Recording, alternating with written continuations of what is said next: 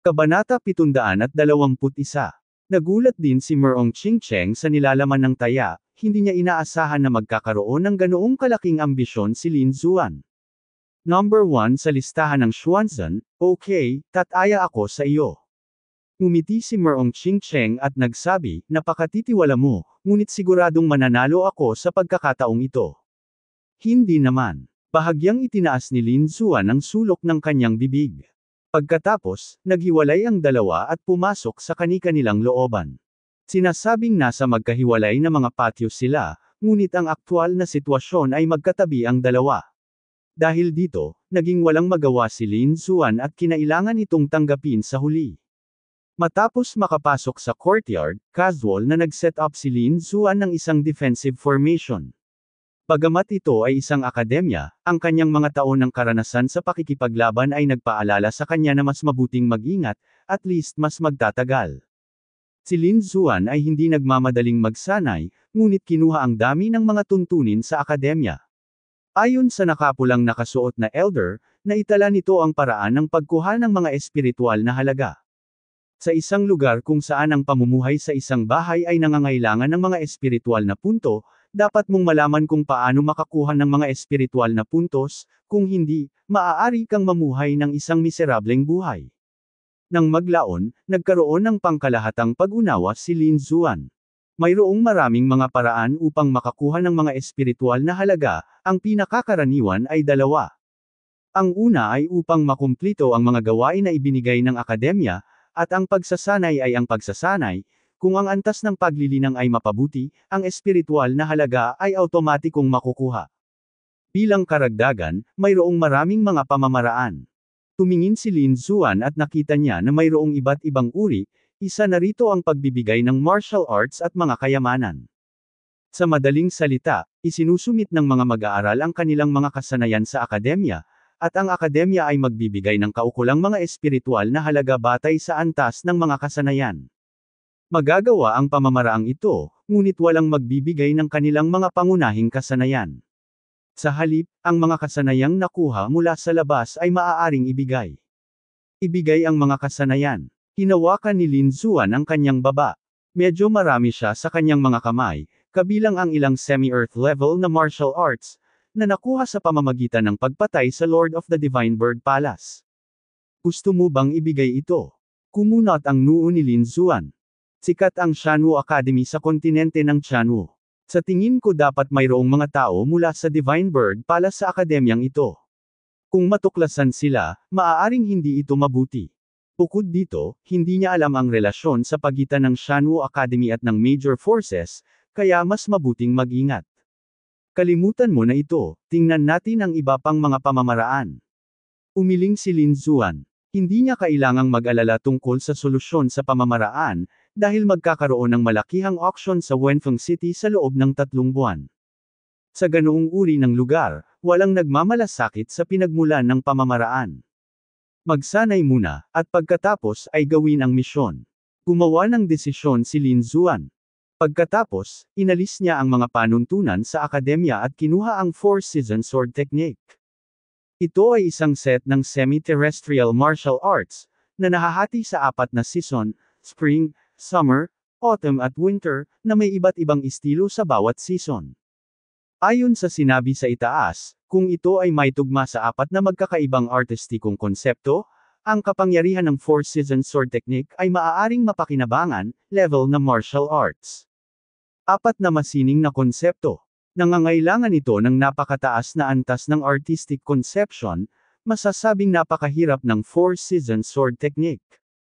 Ang dahilan kung bakit pinili ni Lin Zuan ang sword technique na ito ay dahil sa feature na ito. Nakabisado niya ang iba't ibang artistic conception, at inaasahan niyang magagawa niyang master ang sword technique sa 4 na season. Ang Sword of Spring, ang sword technique ay tuloy-tuloy at metikuloso, walang katapusan at puno ng malakas na sigla. Ang Sword of Summer ay mainit, masigla, at may malaking kapangyarihan. Ang Sword of Autumn ay desyerto at nanlamig, na may pakiramdam ng kamatayan. Ang espada ng taglamig ay malamig, nanunuot, at marahas na may pagkawasak. Ang bawat isa sa apat na sword technique na ito ay naglalaman ng sarili nitong sword skill at moves, masasabing ang buong Four Seasons sword technique ay napakalaki. Kasalukuyang pinagkadalubhasaan ni Lin Xuan ang tatlong natural na artistikong konsepto ng hangin, kulog at apoy. Ang pinakamakapangyarihan ay ang intensyon ng espada. Sa sandaling ito, nabuo na ang kaluluwa ng espada, na masasabing pundasyon ng swordsmanship. Bilang karagdagan, mayroong Sword of Nirvana at Sword of Slaughter. Ang dalawang killing moves na ito ay maaaring mag-evolve ng artistikong konsepto ng annihilation at ang artistic conception ng pagpatay, na perpektong tumutugma sa Sword of Autumn at Sword of Winter. Kung tungkol sa Sword of Spring, ito ay katulad ng kanyang Immortality Secret, na parehong walang katapusan. Bilang karagdagan, ang masining na konsepto ng hangin ay maaaring gamitin sa anumang uri ng espada, tulad ng mabilis na hangin sa tagsibol, ang malakas na hangin sa tag-araw, ang malamig na hangin sa kalangitan, at ang malamig na hangin sa taglamig. Kung ginamit ng maayos, masasabing walang katapusang gamit. Tila kailangan niya talagang pag-aralan ang liwanag na namumulaklak sa mga mata ni Lin Xuan, kaya nagpasya siyang magsimula sa masining na paglilihi ng hangin. Siya ay lubusang nalubog sa eskrimador ng Four Seasons at tuluyang nakalimutan ang tungkol sa oras, sa isang kisap mata, kalahating buwan na ang lumipas. Sa araw na ito, pabago-bago ang defensive formation sa courtyard, na nagpagising kay Lin Xuan. Anak, andito na ang shota mo para hanapin ka. Ang maitim na pulang dragon ay mukhang bulgar. Inilibot ni Lin Xuan ang kanyang mga mata, iniligpit ang Four Seasons sword technique, at naglakad palabas. Oo naman, nakatayo si Merong Qingcheng sa labas ng patio. Naisip mo na, wala pa akong nakikitang nagsasanay ng ganito, reklamo ni Merong Qingcheng, nakakabaliw. Napakamot ng ulo si Lin Xuan, higit sa lahat dahil napakalakas ng Four Seasons sword technique kaya medyo nahumaling ito sa kanya. Hinahanap ako. Narito na ang misyon, pupunta ako upang ipaalam sa iyo. Sabi ni Merong Qingcheng. Matapos marinig ito, sinampal ni Lin Xuan ang kanyang ulo at muntik nang makalimutan ang tungkol dito. Mayroong dalawang uri ng mga gawain sa Shanwu Academy. Ang isa ay ang mandatory task, na kung ano ang dapat gawin. Ang ganitong uri ng gawain sa pangkalahatan ay hindi masyadong mahirap, at nangyayari lamang ito isang beses sa isang buwan. Ang iba pang uri ay mga independenteng gawain, iyon ay, ang Shanwu Academy ay naglalabas ng mga gawain at ang mga mag-aaral ang pipili ng mga ito mismo. Ang kahirapan ng gayong mga gawain ay nag-iiba, at syempre ang mga espiritual na halaga ay nag-iiba din. At ngayon ang araw kung kailan inihayag ang misyon. Punta tayo sa Mission Hall. Magkatabing naglakad ang dalawa patungo sa Mission Hall. Sa sandaling ito, maraming mga mag-aaral ang nagtipon-tipon sa harap ng task hall, karamihan sa kanila ay mga freshmen, dahil ang mga matatandang mag-aaral ay matagal nang nakabisado ang mga pamamaraan ng gawain at sa pangkalahatan ay hindi lumalabas kasama ng mga freshmen. Nagdulot ng matinding kaguluhan ang hitsura ni Lin Xuan at Merong Qingcheng. My goddess is finally here. Nagliwanag ang mga mata ng maraming tao. Hoy, ang batang iyon. Depende kung kailan sila nagkasama. Maraming tao ang nakakita kay Lin Xuan sa tabi ni Merong Qingcheng at biglang nagpakita ng nakamamatay na mga mata. Mapait na ngumiti si Lin Xuan, sa palagay ko malapit na akong maging pampublikong kaaway ng mga lalaki. Makontento ka na lang sa ginagawa mo. Ang iba ay ayaw ng ganitong klaseng pagtrato. Si Merong Qingcheng ay nasa mabuting kalooban. Tiningnan ni Shen Yaotian ang eksenang ito, ang kanyang mukha ay naging kakilakilabot na madilim, ngunit wala siyang sapat na lakas sa ngayon, kaya ngayon lang niya ito matiis. Gayunpaman, hindi kinaya ng iba. Lalo na si Yan Qingyang, ang kanyang mga mata ay maaaring pumatay ng mga tao. Lumapit sina Lin Xuan at Merong Qingcheng sa karamihan, unang natanggap ang mga kinakailangang gawain mula sa akademya, at pagkatapos ay tumingin sa kristal na estelo sa kanilang harapan. Ang tapyas ng bato ay 100 talampakan ang taas, kumikinang sa liwanag, at puno ng mga misyon. Alin ang ginagawa mo? Tanong ni Merong Qingcheng. Ang pangunahing gawain ko ay kolektahin ang mga panloob na elixir ng 5 blood flame rats, kaya gagawa ako ng mga gawain malapit sa kagubatan. Naisip ito ni Lin Xuan. Ang blood flame rat ay isang ikasyam na antas na halimaw na karaniwang nakatira sa dilim ng kagubatan, kaya naghahanap si Lin Xuan ng isang misyon malapit sa kagubatan. Ngunit sa oras na ito, dumating si Yan Qingyang. Tumingin siya kay Merong Qingcheng, ang kumpiyansa na liwanag sa kanyang mga mata kasama ng gwapong mukha na iyon ay talagang makaakit sa lahat.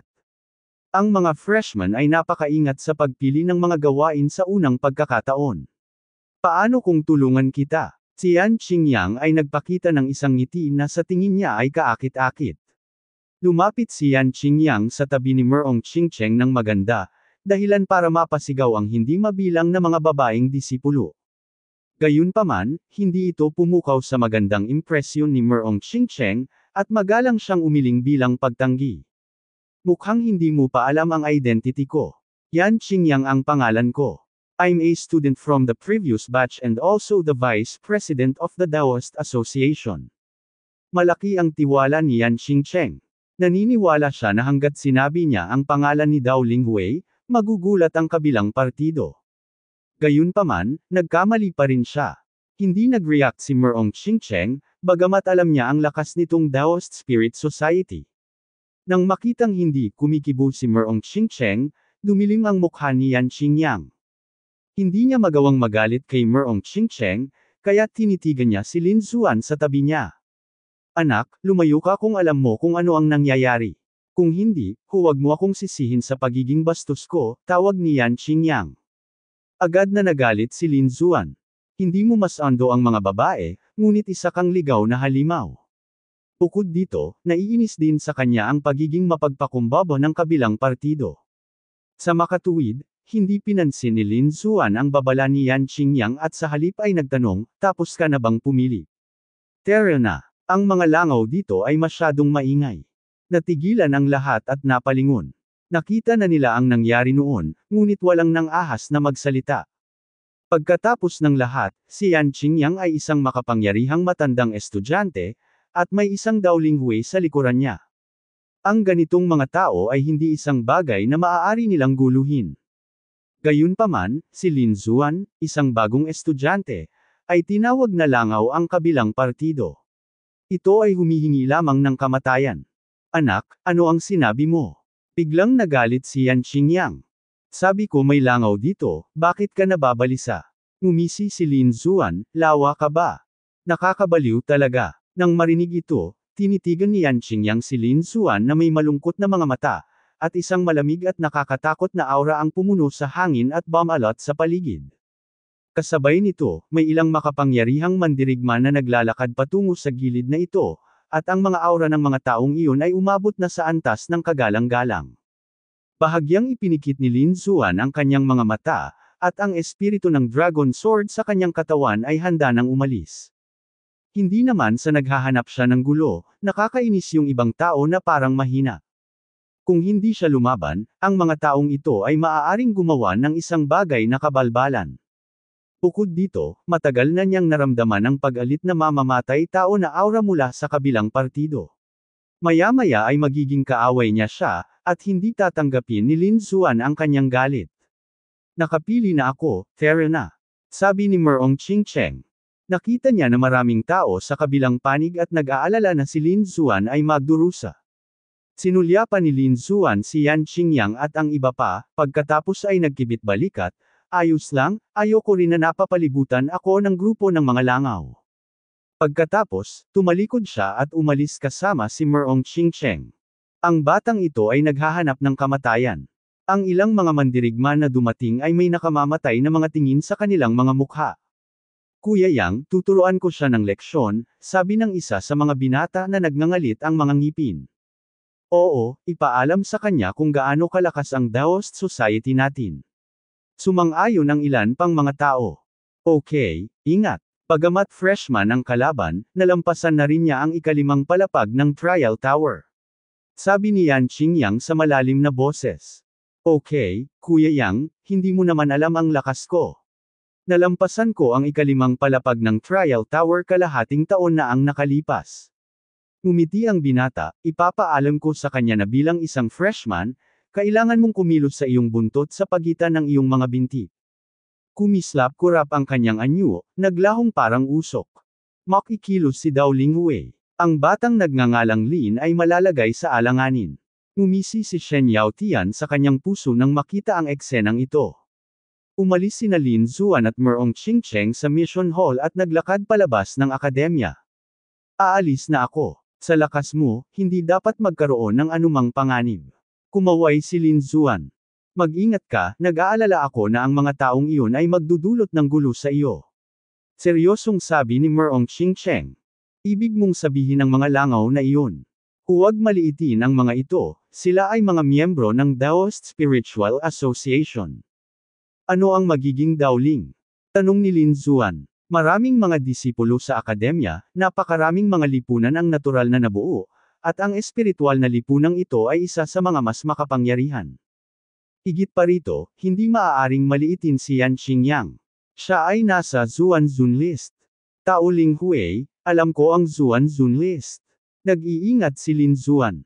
Si Yan Qingyang sa palagay ko ay hindi madaling kumilos. Pagkatapos ng lahat, ang kanyang katayuan ay iba, ngunit ang parehong ay hindi masasabi para sa iba. Sabi ni Merong Qingcheng. Well, I understand. Don't worry, I'll be fine. Kinawayway ni Lin Zuan ang kanyang kamay, tumalikod at lumipad patungo sa labas ng Shanwo Academy. Iba ang misyon ni Merong Qingcheng sa kanya, kaya magkahiwalay silang gumanap nito. Sa pagkakataong ito, muling dumaan si Lin Zuan, pagkatapos umalis sa Shanwo Academy, hindi nagtagal ay natagpuan niya ang kanyang sarili sa isang malawak na kagubatan, na may mga bundok na umaabot ng 10,000 milya, na walang katapusan. Ginamit ni Lin Zuan ang kanyang kakayahan at pumasok sa malawak na kagubatan. Kumikislap ang after image, at may hawak siyang mapa. Ang mga gawain sa akademya ay lahat ay may mga senadoryas ng impormasyon, kaya hanggat ang iyong lakas ay hindi masama, karaniwan mong makumplito ang mga ito. Tiningnan ni Lin Zuan ang impormasyon ng misyon. Ang kagubatan na kinaroroonan niya ay kabilang sa Black God Mountain Range at isang malaking primitive na kagubatan. Ang target ng kanyang misyon, ang Blood Flame Rat, ay isang ika-9 na antas na halimaw, katumbas ng isang mandirigma sa limitasyon ng psychic realm ng tao. Gayunpaman, bilang mga halimaw, mayroon silang likas na mga pakinabang, kaya mas malakas ang kanilang lakas, na halos kalahating hakbang patungo sa antas ng kagalang-galang. Ang ganitong uri ng halimaw ay uhaw sa dugo, maitim, at mahilig mamuhay ng magkakagrupo, kaya medyo mahirap harapin ito.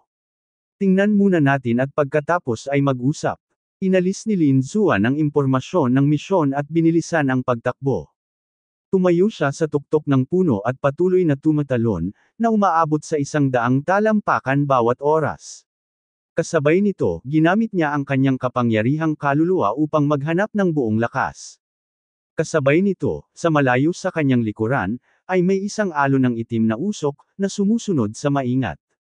Tahimik at imposibleng matukoy. Makalipas ang kalahating oras, lumiwanag ang mukha ni Lin Zuan at lumubog ang kanyang katawan na parang isang higanteng bundok. Sa wakas ay natagpuan niya ang Blood Flame Rat. Tawag. Tulad ng isang balahibo, bahagyang lumapag si Lin Zuan. May isang grupo ng mga daga na may dugong apoy sa harap, mga 50 sa kanila. Ginamit ni Lin Zuan ang kanyang soul power para mangolekta ng katalinuhan. Hoy, may iba pa. Nagulat si Lin Zuan. Nalaman niyang bukod sa kanya, mayroon ding ilang mandirigma mula sa ibang direksyon.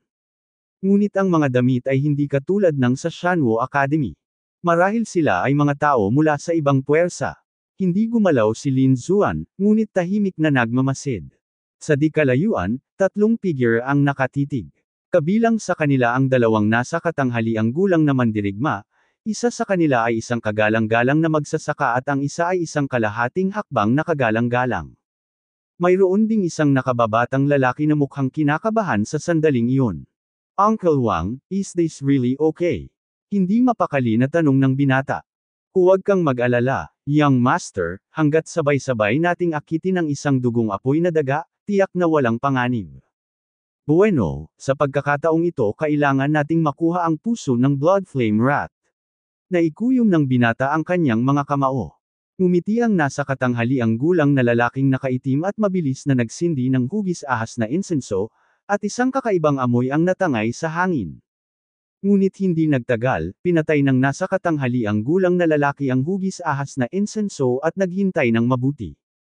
Hindi nagtagal, nagkaroon ng kaguluhan sa di kalayuan ng kagubatan, at pagkatapos ay nagsimulang umugang at nanginig ang buong lupa.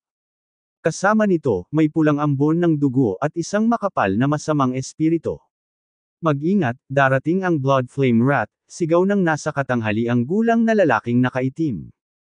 Laking gulat din ni Lin Zuan nang makita niya ang eksenang ito, ngunit nang maramdaman niya itong mabuti, sumimangot siya. Sa di kalayuan, isang figurang parang burol ang lumitaw sa kagubatan. Isa itong daga na may dugong apoy na may kaliski sa buong katawan. Ito ay kasing laki ng bundok at napapaligiran ng madugong evil energy. Ito ay lubhang nakakatakot. Nang makita nito ang tatlong nasa katanghaliang gulang na lalaking nakaitim, hindi ito sumugod sa kanila. Sa halip, ibinuka nito ang napakalaking bibig at dumura ng berdeng bola ng liwanag na kasing laki ng gilingang bato. Hindi maganda. Ang ekspresyon ng nasa katanghaliang gulang na lalaking nakaitim ay nagbago ng husto. Ang sitwasyong ito ay lampas sa kanyang inaasahan. Noong una, akala niya ay dadagsa ang blood flame rat, ngunit hindi niya inaasahan na ganito ang mangyayari. Sa desperasyon, ang kailangan lang niyang gawin ay maglunsad ng pag-atake. Tumawag. Isang purple sword light ang pumutol sa kawalan, tulad ng isang purple na alon ng dagat, na humahampas patungo sa blood flame rat. Puff! Ang lilang espada ay kumikinang ng maliwanag at tumama sa berdeng bola ng liwanag sa hangin, na agad itong naputol. Gayunpaman, ang green light ball ay naglalaman ng hindi mabilang na berdeng likido, na lubhang nakakalason at kinakaing unti-unti. Sa isang iglap, nabalot ito ng purple sword light at gumawa ng sumisitsit na tunog. Mas maraming berdeng likido ang nahulog sa lupa, na kinaagnasan ang mga puno at nakalapag sa lupa, na nagdulot ng malalaking paglubog. Pagkatapos ng lahat, ang nasa katanghaliang gulang na lalaking nakaitim ay isang kagalang-galang na lalaki. Siya ay umungal ng may galit, at ang kanyang espada ay kumikislap na parang isang higanteng purple na sawa, na lumalabas ng mabangis. Putok. Tinamaan ng kutsilyo ang blood flame rat at napunit ang nangangaliskis nitong katawan. Dagandong. Ang daga na nag-aapoy sa dugo ay nasasakit at gumawa ng isang matalim na tunog. Ang mga sound wave ay parang tsunami, na kumakalat sa lahat ng direksyon. Hindi maganda. Ang mga talukap ng mata ng nasa katanghaliang lalaki na nakaitim ay kumikibot ng husto, at ang dagandong na ito ay tiyak na ikinaalarma ng buong grupo ng blood flame rats. Damn it, fair na. Sa oras na ito, wala na siyang pakialam sa pangangaso o anuman, ngunit tumalikod at lumipad patungo sa likuran. Gayunpaman, yumanig ang nakapaligid na lupa, at hindi mabilang na mga higanteng parang bundok ang lumitaw, na nakapalibot sa lugar. Kasabay nito, ang lupa sa ilalim ng mga paa ng binata ay pumutok, at isang nakakagulat na masamang aura ang tumaas sa kalangitan. Hindi. Ang nasa katanghaliang gulang na lalaking nakaitim ay galit na umungal at gustong tumulong, ngunit huli na ang lahat kahit gaano pa siya tumingin. Sa oras na ito, isang berdeng arrow, tulad ng kulog sa hangin, ang tumagos sa kawalan at bumaril patungo sa blood flame rat sa ilalim ng lupa. Puff! Ouch! Tumalsik ang dugo, na sinundan ng malungkot na dagandong. Nakita kong bumukas ang lupa, at isang malaking katawan ang natagos ng mga berdeng arrow. Dinala ng nakakatakot na kapangyarihan ang blood flame rat ilang daang metro ang layo. Nakakatakot na kasanayan sa archery. Nagulat ang binata at ang iba pa. Ang nasa katanghaliang gulang na lalaking nakaitim ay nanginginig sa kanyang puso, bilang isang kagalang-galang na tao, mas naiintindihan niya ang takot ng palasong iyon. Hu. Nang makita ang kanilang mga kasamang pinapatay, hindi mabilang na blood flame rats ang nagalit at napuno ng masamang enerhiya, na nagkulayan ng pula sa buong kagubatan.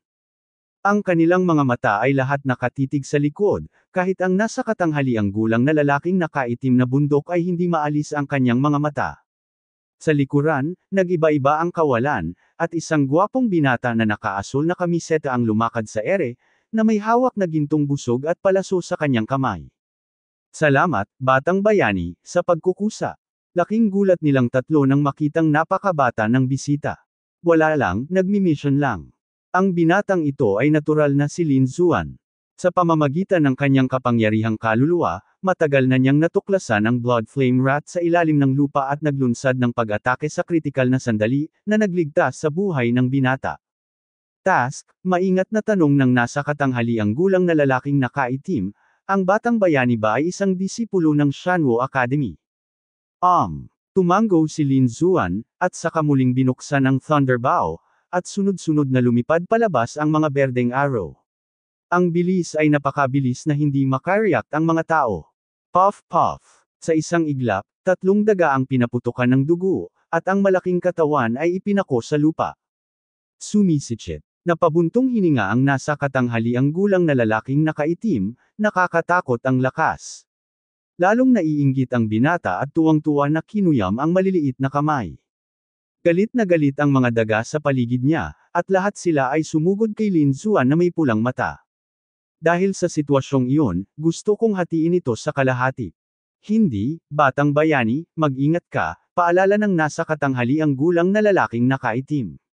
Hindi biro ang mga pag-atake ng napakaraming mga daga na nag-aapoy sa dugo.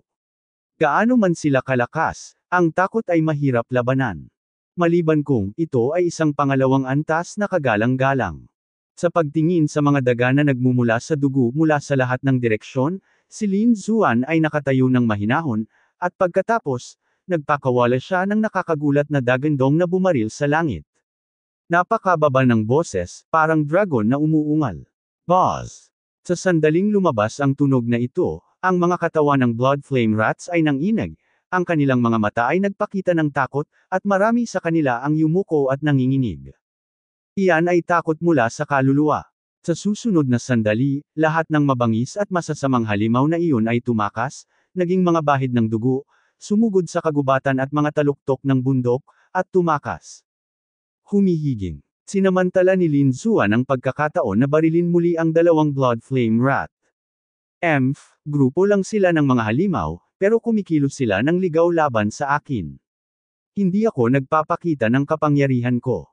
Sa tingin ko talaga ay may sakit akong ahas. Malamig na umungol ang madilim na pulang dragon. Ang dagandong pala ng dragon kanina ay dulot nito.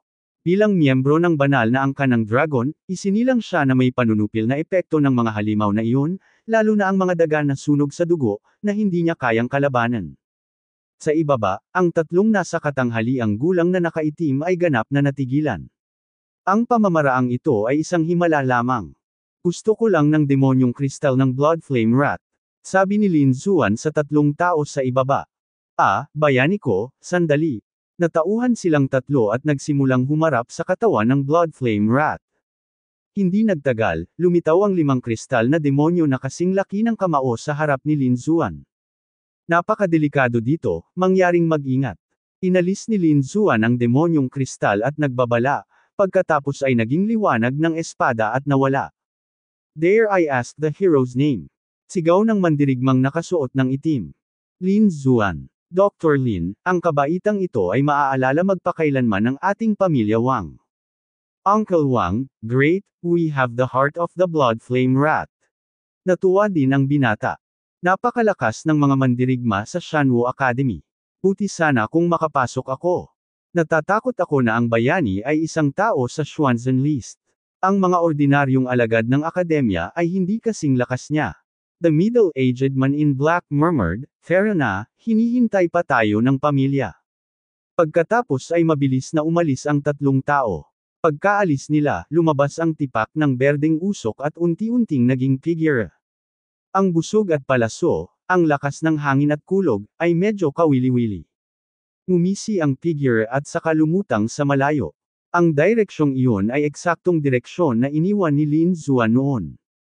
Umalis si Lin Zuan sa pugad ng Blood Flame Rat at sinimulan ang kanyang susunod na misyon. Isa rin itong misyon ng pagpatay, ngunit sa pagkakataong ito ang target ay hindi isang halimaw, ngunit isang halimaw na general. Sa itaas ng mga halimaw ay ang mga general ng halimaw, 1 hanggang 9 na bituin, nakatumbas ng 9 na antas ng kagalang-galang. Ang target ni Lin Zuan sa pagkakataong ito ay ang 1-star Demon General, ang Golden-Eyed Demon Bat. To be precise, sila ang mga pakpak ng Golden-Eyed Demon Bat. Sinunod ni Western, Lin Zuan ang mga senadorya sa impormasyon ng misyon at ipinakita ang kanyang katawan. Unti-unting lumitaw ang ilang kabundukan sa kanilang harapan, kalat-kalat noong una, ngunit kalaunan ay naging konektado. Bukod dito, sa mga bundok na iyon, tumaas ang itim na usok. Alam ni Lin Zuan na binago ito ng masamang espiritu. Tawag. Papalapit sa kabundukan, pinili niyang maglakad sa halip na lumipad sa himpapawid. Matapos makalapit, natuklasan ni Lin Zuan na may mga kuwebo sa ilalim ng mga bundok na iyon, na madilim at kakaiba. I-click. Ang mga patay na sanga sa lupa ay gumawa ng tunog, tulad ng isang mahiwagang tunog, na nagpapaalerto sa mga nilalang sa loob. Biglang nagkaroon ng mga alon ng pabago-bago sa kuweba, at ang hangin sa paligid ay nanginginig ng husto, na parang may lalabas. Nakita ko ang hindi mabilang na mga itim na anino na lumilipad palabas ng kuwebo sa unahan, humahanggos patungo kay Lin Zuan na parang itim na agos. Ang hangin ay yumanig, at hindi mabilang na mga itim na anino ang sumugod patungo kay Lin Zuan. Mga paniki, hindi mabilang na paniki, parang itim na torrent, napakalaki at itim. Isang pares ng uhaw sa dugo ang kumislap, lubhang kakaiba. Roar. Nagkaroon ng isa pang mababang dagandong ng dragon, na bumubuo ng isang bilog ng mga sound wave na nakikita ng mata, na nagwawalis sa lahat ng direksyon. Biglang nang inig at natamba ang mga katawan ng mga paniki na papunta sa kanila. Hindi nagtagal, nahulog sa lupa ang lahat ng mga paniki na sumugod palabas ng kuweba. Sa oras na ito, isang mas nakakatakot na tunog ang nagmula sa kailaliman ng kuweba, na naging sanhi ng pag-crack ng mga nakapalibot na bato. Malinaw, ang dagandong ng dragon ay nagpasigla sa Bat-King sa loob. Whoosh! Isang kulay abong afterimage ang dumaan, isang matalim na tunog ang bumasag sa hangin, at isang pares ng matutulis na kuko ang humawak kay Lin Zuan mula sa itaas. Sobrang bilis. Ginamit ni Lin Zuan ang Phantom Magic Step, at ang kanyang katawan ay nakabuo ng hindi mabilang na mga multo, mabilis na iniiwasan ang mga ito. Pagkatapos, maingat siyang tumingin sa unahan. Doon, mayroong dalawang talampakang halimaw na may katawan ng tao at ulo ng paniki, matutulis na kuko sa lahat ng apat na paa, at isang pares ng tatlong talampakang haba na kulay abong pakpak sa likod nito na may mga gintong linya sa ibabaw nito. Isang pares ng mga mata, gininto ang dilaw ang kulay, ang nagsiwalat ng isang mabangis at mabangis na liwanag sa sandaling ito. Golden-eyed Demon Bat, tama iyan. Maingat itong ikinumpara ni Lin Zuan at nalaman niya na ang halimaw na nasa harapan niya ay eksaktong hinahanap niya. Parang naramdaman ang nagniningas na titig ni Lin Zuan, umungal ang Golden-eyed Demon Bat, at ang sound wave ay parang matatalas na talim, na tumatawid sa kawalan. Buzz buzz. Ang hangin ay nanginginig, na parang kumukulo, at hindi mabilang na mga bitek ang lumitaw sa nakapalibot na mabatong lupa, mga 10 talampakan ng haba, na may pantay na mga hiwa, na lubhang nakakatakot. Sonic Technique Golden-eyed Demon Bat Specialty Attack. Ang langit ay gumuho at ang lupa ay nabasag, ang dagandong ay nakakatakot, ang mga bundok ay literal na nanginig, at hindi mabilang na mga taluktok ang nahati. Ang nakakatakot na sound wave ay sumugod patungo kay Lin Zuan. Leon Roar. Ibinuka ni Lin Zuan ang kanyang bibig at sumigaw ng sonic martial arts. Para bang isang sinaunang demonyong leon ang ipinanganak, at ang nakakatakot na tunog ay yumanig sa hangin, na parang may tsunami na naganap. Puff puff. Ang mga malalaking bato ay gumuho at nahulog sa mga piraso, at ang mga puno ay naging pulbos. Ang lupa ay tila napunit ng isang pares ng di nakikitang mga kamay, at isang nakakatakot na bitek ang lumitaw, na kumalat sa malayo. Ang dalawang sound wave ay nagbanggaan, na nagdulot ng tunog na parang isang mahiwagang tunog, at hindi mabilang na translucent na hugis alon na mga talim ang lumundag sa kalangitan. Ang nakakatakot na enerhiya ay napakalakas na nagdulot ito ng malaking epekto sa loob ng 1 kilometrong radius. Nang makita na ang sonic technique ay naharang, ang Golden-eyed Demon Bat ay naging lubhang naiinip. Ang kulay abong pakpak nito ay nag-vibrate, at siya ay naging kulay abong ilaw at mabilis na tumakbo patungo kay Lin Zuan. Pag-indayog ng kanyang mga kuko, pinunit niya ang kawalan. Ang masamang espiritu ay pumailang lang sa langit, na bumubuo ng isang demonyong ulap na sumasakop sa lahat ng direksyon. Sa isang iglap, ang Golden-eyed Demon Bat ay lumapit kay Lin Zuan, ang matatalas na kuko nito ay kumikislap ng malamig na liwanag, at mabilis itong humawak sa kanya. Kailan? Hinugot ni Lin Xuan ang Wind Shadow Sword, at hinampas ang matalim na kuko gamit ang espada, na nagdulot ng tunog ng metal na nagsalubong. Hindi mabilang na mga electric spark ang kumikislap, na bumubuo ng mga arco sa buong kalangitan. Buzz buzz. Ang Golden-Eyed Demon Bat ay naglunsad ng pag-atake at nakipag-away kay Lin Xuan. Napakabilis ng takbo ng dalawa, parang dalawang grupo ng mga ilaw ang mabangis na naglalaban. Ang tibak ng tagsibol, ang patuloy na pag-ulan ng tagsibol. Sa sandaling iwagayway ang espada, ang hindi mabilang na enerhiya ng espada ay naging mga sinulid at nagkadugtong sa isang piraso, tulad ng mga patak ng ulan na bumabagsak. Si Lin Xuan ay nag-aaral ng Four Seasons Sword Technique sa mga araw na ito at nakamit ang ilang mga resulta, at ginagamit na niya ito ngayon. Ang lakas ng espada ay tuloy-tuloy at puno ng sigla, ang isang espada ay mas malakas kaysa sa isa, at tila walang katapusan. Nagalit ang Golden-Eyed Demon Bat at ibinuka ang mga pakpak nito para lumipad, ngunit saan man siya tumakas, napapalibutan siya ng liwanag ng espada sa buong kalangitan. Dangdang puff puff puff. Sa isang iglap, nataman ng daan-daang beses ang katawan nito. Buti na lang, isa itong demonyong general at may malakas na depensa sa katawan. Kung hindi, kung isa itong ordinaryong demonyong hayop, ito ay pinutol sa hindi mabilang na piraso. Pero kahit ganun, masakit. Mayroong hindi mabilang na mga marka ng espada sa katawan nito, at umagos ang mga agos ng berdeng dugo, na naglalabas ng malansang amoy. Dagandong. Nagalit ang Golden-Eyed Demon Bat. Hindi pa ito nakaranas ng ganoong pinsala sa kamay ng mga tao. Sa isang galit na dagandong, muli itong sumulong, na may dalang walang katapusang demonyong enerhiya. Isang tao at isang demonyo ang nagsimulang mag-away muli. Sa oras na ito, tahimik na dumating sa malapit ang isang tipak ng berdeng usok at huminto sa isang tagong lugar. Hindi pinansin ni Lin Xuan o ng Golden-Eyed Demon Bat. Magkasunod na nag-away ang dalawa, at sinira ng nakakatakot na enerhiya ang lahat ng nasa malapit. Ang tibak ng tagsibol ay humihip sa simoy ng tagsibol. Nabuo ang mga bugzo ng hangin sa gilid ng espada, na umuusok kasama ng talam. Ang hindi mabilang na mga ilaw ng espada ay umalangaw at naging malakas na hangin, na tumagos sa buong paligid. Sa tapat, naramdaman ng Golden-Eyed Demon Bat ang krisis at sumigaw ng baliw. Ang kapangyarihan ng demonyo ay lumabas mula rito, na bumubuo ng isang mabangis na anino ng Bat King, mga 10 talampakan ang haba, na naglalabas ng nakakatakot na aura. Nagkaroon ng matinding banggaan, at ang dalawang enerhiya ay nagkasalikop. Tahimik, nagbago ang sword technique ni Lin Xuan. Ang tibak ng taglagas, ang tibak ng katahimikan. Ang espadang ito ay napakabagal, na parang dahan-daang itinulak palabas, ngunit saan man ito dumaan, ang mga halaman ay nahulog at ang lahat ay natuyo. Ang mabangis at umaatungal na anino ng Bat King ay biglang lumabo, na parang anumang oras ay masisira.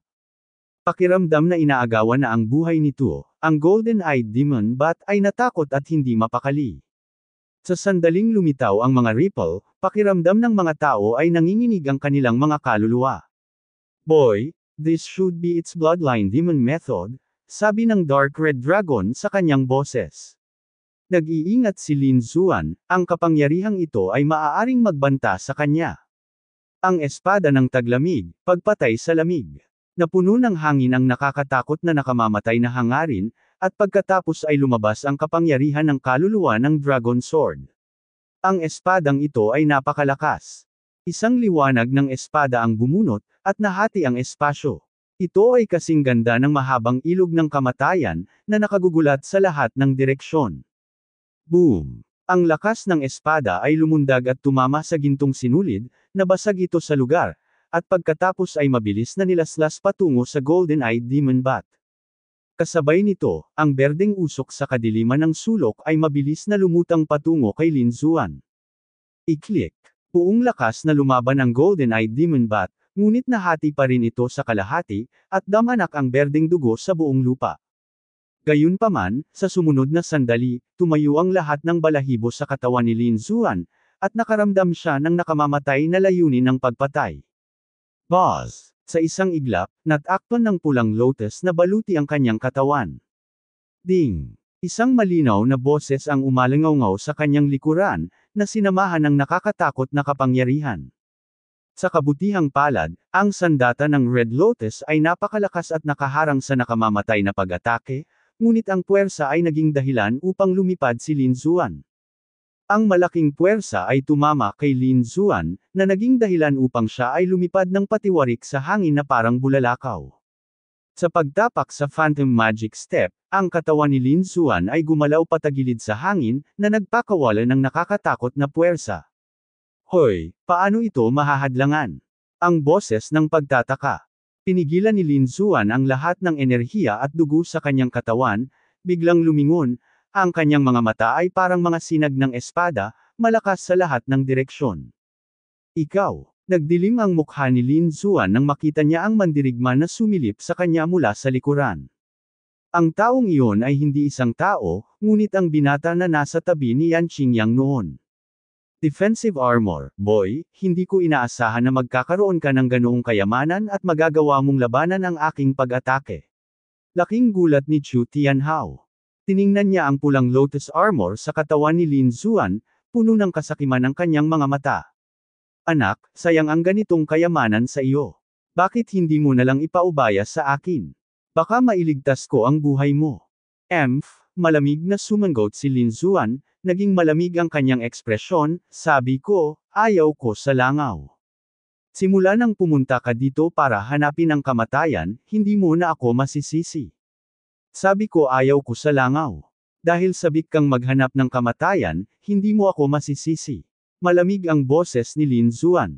Anak, napakamayabang mo. Nang marinig ni Chu Tianhao ang mga salita ni Lin Xuan, malamig siyang ngumuso. Hayaan mong sabihin ko sa iyo, ang mga freshmen ay may kanya-kanyang panuntunan, at hindi lahat ay maaaring masaktan. Lalo na ang Daoist Association natin, hindi mo kami kayang masaktan. Hayaan mong turuan kita kung paano kumilos. Nagsimulang maging ilusyon at malabo ang katawan ni Chu Tianhao, tulad ng tipak ng puting usok, na naglalaho sa hangin at mabilis na lumipad patungo kay Lin Xuan. Kakaiba ang eksenang ito. Ang isang mabuting buhay na tao ay naging usok. Sa mga hindi nakakaalam, akala nila nakakita sila ng multo. Parang multo, mabilis na lumabas ang puting usok, napakabilis kaya nagulat ang mga tao.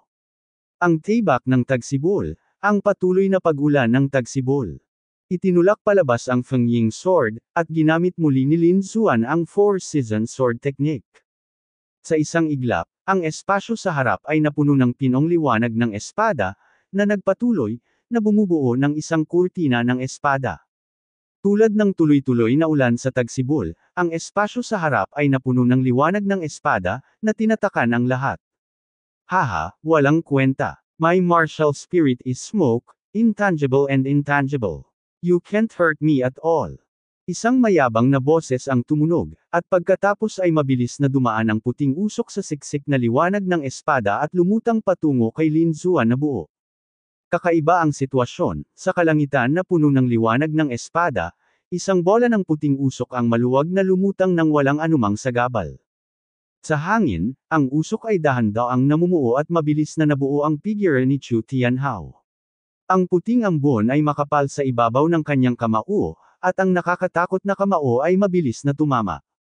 Maaari akong maging usok anumang oras, at maaari kong i-condense ang aking katawan anumang oras. I am intangible. Depende ito sa kung paano mo ako nasaktan. Kamo ng White Smoke Ghost. Sa itaas ng kamao, gamulong ang puting usok, na bumubuo ng dalawang mabangis na ulo ng multo, na nakakabit sa mga ito, umungal at gumawa ng sipol ng multo, at kinagat si Lin Xuan. Ang hangin ay sumabog sa isang iglap, at ang nakatatakot na kapangyarihan ay umakyat sa kalangitan, nag-iwan ng puting landas sa kalangitan. Ang mga hanay ng mga alon ng hangin ay gamulong, at ang eksena ay labis na nakakabigla. Ang espada ng tag-araw ay sumasayaw sa mabangis na hangin. Hinawakan ni Lin Xuan ang Wind Shadow Sword sa kanyang kamay at iniwagayway ito patungo sa langit. Umihip ng malakas ang hangin sa kawalan, at ang hunter ay parang hangin na umaatungal. Ang nakakatakot at malawak na kapangyarihan ay lumundag sa lahat ng direksyon. Hubangbang. Ang enerhiya ng espada ay umaalingaw sa hangin, humihip sa white smoke ghost fist, na naging sanhi ng pag-ugoy nito, na parang mabibiyak ito anumang oras. Ito ay isang maliit na pandaraya. Ngumisi si Chu Tianhao, ang kanyang kamao ay gumawa ng splash, at ang puting multo na ulo ay biglang naging ilusyon, sinusubukang dumaan sa marahas na enerhiya ng espada. Pumutok ang puting usok sa hangin, kakaibang dumating kay Lin Xuan, mabilis na namuo, at biglang kumagat ang ulo ng multo. Puff! Ang figure ni Lin Xuan ay nabasag, at ito ay isang after-image lamang. Ang kanyang tunay na katawan ay napunta na sa gilid, na may time na ekspresyon sa kanyang mga mata. Masyadong kakaiba ang martial spirit ng kalaban, ito pala itong invisible na usok na talagang lampas sa kanyang inaasahan. Suzaku Seal. Mababa siyang sumigaw, gumawa ng selyo gamit ang kaliwang palad, at mabilis na umindayog pasulong. Isang pulang ibon ang pumailanglang, may dalang napakapangit na apoy, tumusok sa kawalan, tulad ng isang tunay na banal na hayop, at sinuntok si Chu Tianhao. Ang buong kalangitan ay kinulayan ng pula, at ang nagniningas na enerhiya ay nagpanginig sa kawalan, tulad ng isang bulalakaw, na kumikislap sa buong makinang. Walang silbi, walang hugis. Ang mga puting multo na ulo ay lumutang, naging mga butil ng puting usok, at dumulas sa paligid, na parang naglaho. Nagpakita si Chu Tianhao ng disdain sa kanyang mukha. Bagamat siya ay nagkaroon lamang ng kultibasyon ng unang antas ng kagalang-galang, ang kanyang martial spirit ay ginawa siyang lubhang kakaiba. Ilang mga tao sa parehong antas ang maaaring talunin siya. Boom! Ang nag-aalab na Suzaku ay pamunit sa langit at tumagos sa lupa, ngunit hindi ito nasaktan kay Chu Tianhao. Tawag. Sa isang iglap, dumating na si Chu Tianhao sa likod ni Lin Xuan. Iniyuko niya ang kanyang mga braso upang bumuo ng puting usok na letigo, na bumubuo ng parang spiderweb na smoke net na mabilis na pumulupot kay Lin Xuan. Ang pulang lotus armor sa katawan ni Lin Xuan ay kumikislap, na bumubuo ng matatag na depensa, at kasabay nito ay itinulak niya ang kanyang espada. Puff! Ang dibdib ni Chu Tianhao ay tinusok, at isang transparent na sword void ang lumitaw, ngunit walang natira na dugo. Ha. Nang mawala ang liwanag ng espada at naanod ang usok, naayos ang dibdib na tinamaan. Si Chu Tianhao ay buo, ngunit si Lin Xuan ay nababalot ng puting usok na lambat. Walang pinsala, sumimangot si Lin Xuan. Tila walang epekto ang mga ordinaryong pag-atake. Huwag kang mag-abala. Sa lakas mo, hindi mo talaga ako masasaktan. Naiinis na sabi ni Chu Tianhao, anak, tingnan natin kung paano kita haharapin. Parang demonyo, dahan-dahan siyang naglakad patungo kay Lin Xuan. Hindi kita kayang saktan, ngumiti si Lin Xuan, masyado kang kumpiyansa, tingnan mo akong binabali ang iyong sirang lambat. Ikaw ang baalang talunin ako, at gusto mo pa ring talunin ang atake ko. Ngumiti si Chu Tianhao, na parang narinig niya ang pinaka-nakakatawang biro. Gayunpaman, hindi nagtagal ay tumigil siya sa pagtawa. Namula ang kanyang mukha, parang may samakaw sa kanyang leeg, at puno ng hindi makapaniwala ang kanyang mga mata. Dahil ngayon lang, isang sword light ang bumungad, pinutol ang nabuo niyang white mist spider web. Bukod dito, ang mas kakaiba ay ang usok ay hindi pa nakakabawi at nagsanib tulad ng dati, may matalim at nakakatakot na aura sa paghiwa, na pumipigil sa lahat ng ito. Ito, paano ito posible? Nagulat si Chu Tianhao at puno ng hindi paniniwala. Bagamat siya ay isang first-level venerable, kakaunti lang ang mga kalaban niya sa parehong level. Umaasa siya sa kanyang smoke martial spirit. Ang ganoong klase ng invisible na pag-atake ay imposibleng masira ito ng kalaban. Kahit na masira ito, mabilis niyang napagsasama-sama. Ngunit sa pagkakataong ito, ang mga bagay ay wala sa kanyang kontrol. Ang usok na pinutol ni Lin Xuan ay hindi maaaring pagsamahin. Damn it, anong ginawa niya? Anong klaseng kapangyarihan yan? Ang pangit ng mukha ni Chu Tianhao.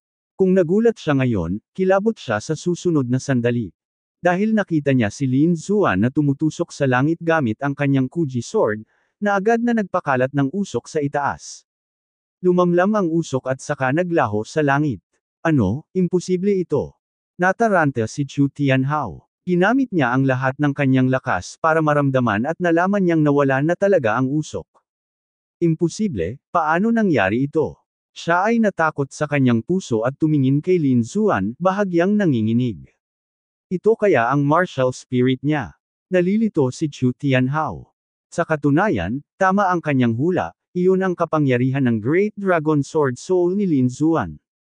Bilang isang banal na sining ng pag-atake sa pagitan ng langit at lupa, ang Great Dragon Sword Soul ay hindi masisira at maaaring sirain ng kawalang halaga, pabayaan ang mga usok na ito.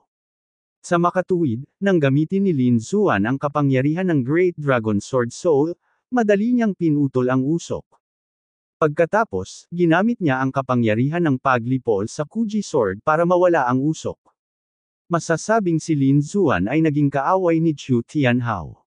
Pinutol ni Lin Xuan ang puting mistnet sa kanyang katawan gamit ang isang espada, at pagkatapos ay dahan-daang lumakad habang hawak ang Wind Shadow Sword. Hindi mo ba ako pag-aaralan? Kung mayroon kang ibang paraan, gamitin mo silang lahat. Ikaw, si Chu Tianhao ay natakot sa kanyang puso. Ang kanyang martial spirit ay napigilan at wala siyang lakas ng loob na lumaban sa sandaling ito. Boy, ang swerte mo. I'll spare you this time and don't let me see you again. Pagkatapos noon, tumalikod na siya at gusto nang umalis. Hindi mo ba naisip na huli na para umalis?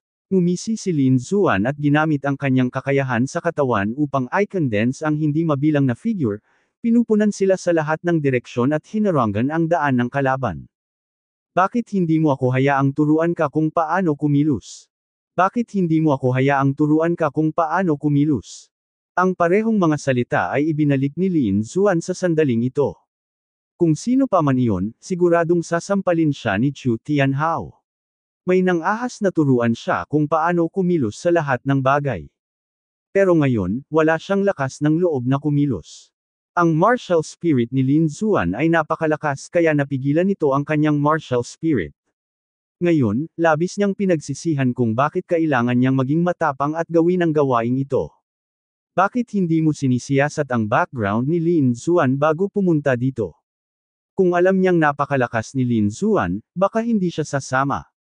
Gayunpaman, huli na para sabihin ang anumang bagay ngayon. Ikaw, ano ang gagawin mo? Natakot si Chu Tianhao, binabalaan kita, miyembro ako ng Daoist Spirit Society. Kung maglakas loob kang hawakan ako, patay ka. Wala siyang pagpipilian kundi gamitin ang Daoling Hui para mabigla siya, umaasang matatakot ang kabilang partido. Gayunpaman, si Lin Xuan ay hindi nakaramdam ng anumang takot pagkatapos marinig ito, ngunit ang kanyang ngiti ay lalong lumakas. Huwag kang mag-alala, hindi kita papatayin. Alam ko pa rin ang mga patakaran ng Shanwu Academy. Ngumiti si Lin Xuan, gusto lang kitang turuan kung paano kumilos. Sa pagtingin sa maitim ng ngiti na iyon, halos mapaiyak si Chu Tianhao. Totoong ipinagbabawal ng Shanwu Academy ang pagpatay sa kapwa-disipulo, ngunit may isang uri ng sakit na mas hindi komportable kaysa kamatayan. Alam ni Chu Tianhao na hindi siya papakawalan ni Lin Xuan ng madali. Oo nga, ikinaway ni Lin Xuan ang kanyang kamay at pinakawalan ng Dark Red Dragon at ang Snow White Monkey. Halika, tuturuan kita kung paano maging isang tao. Tuwang-tuwa si Dark Red Shenlong, magaling akong magturo sa mga tao, kaya hayaan mo akong gawin ito.